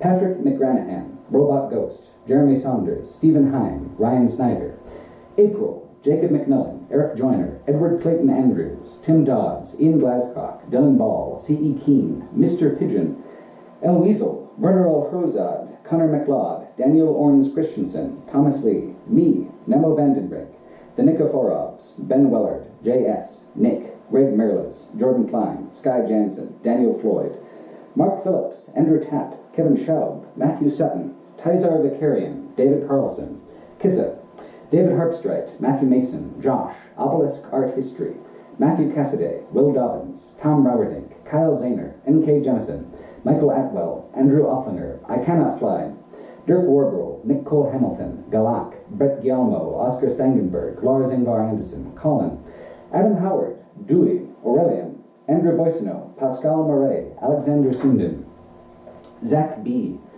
Lazarus, Toadhart, Thomas Whitty, Casey Pioli, Hercules Johnson, The Soul James, Fergus Foley, Argus Swift, Ryan Van Dyke, Daniel Barsh, Cybot D., Kim Wimson, Andreas Larson, Anthony Bardill, Sean, Philip Coffey, Brian Pluckelman, Jesse Wilkison, Devin Fitzpatrick, Tim Marsh, Colin Bassnett, Jeanette N., Carl Gleason, Spooky Space Cook, Dios, Rich Stower, Adrian Komale, Nate Tenzar, Tom Painter, Simon Nearfalk, Sharif Kazemi, Jared Oluski, Mr. Flacco, Eric Jepson, Dirk Warbrel, Kira X, Alex Salado, The Bloke, Brandon Boat, Stephen Garrett Day, Sasha Aya, Peter Flink, Kringy Schlepeps, Janoshin, Michael DeMichel, Matthias Van den Bosch, Jared Kay, Matthew Allen Kelsey, Victor Nerdstrom, Jack Shawham, Gustav Leodstadt, Grant Kelly Walker, Cole Davies, Thomas Watkins, The Drunken Manatee, Darius Rudeminer, Liam Pierce, Nikolai Vladimirov, Clay Harrington, Kate Stock, Talia Homke, Grendel, Shazgu, Gaspard Fleury Hurtubis, Gamp, Greg Recca, Amanda Kay, Samuel Murphy, Justin Michael, Chris Dobbs, Tom Vickers, Robin Mueller, Evan Bartnett, The Rambling Bard, Steve Bellegard, Daria, Armata, Pieface, Ryan Francom, Jeremy Harris, Brandon Martin Sifkus, Sian Higgins, Timothy Lee Peterson, Rex Amit, 1MXW1, General Krang, Adi, BK, Morton Anchelon, Alexander Broma, Ricardo Gameda, Harrison Pruse, Joseph M., 20K Under the Sea, Texas Dan, Jack Roynane, Dylan Ball, Jay Mackery, Jonathan Thayer, Merrick Jones, Sean Yun, Alexander Thaler, Jeremy Harris, Gethin Riss Biones, Sean Murphy, Tech, Daniel McCarthy, I'm sorry about that, Dominic Hickman, Conceited Axis, Sam Zeitlin, Alexander Fettigan, Colin McRae, Panda Rube, Kazuhira, Raven Rises, Christopher Clark, Dave Kassan, Joy Freund, Peyton Helix, Aidan Hensel, Avery Thorpe, Andy, Simon Murray, Snowhole, James Sullivan, Brett Brothers, Adventure Top, Cato, Bailey Smith, Benjamin Glover, HapChan95, Angelo Socorros, Lander, James Brandon, Matthew, Cuesta, Kyle Parliament, Adam Finley, Matt Leffler, Jake Estes, Charlotte M3, Sam Birkland, Aldo Curtis, Jim McGeehan, Florian Wiedemann, Michael Keeley, Stickman Grit, and Finley M, as well as the many others who contribute a lesser amount. I really appreciate it, and it's the thing that keeps these videos going. Thanks for watching.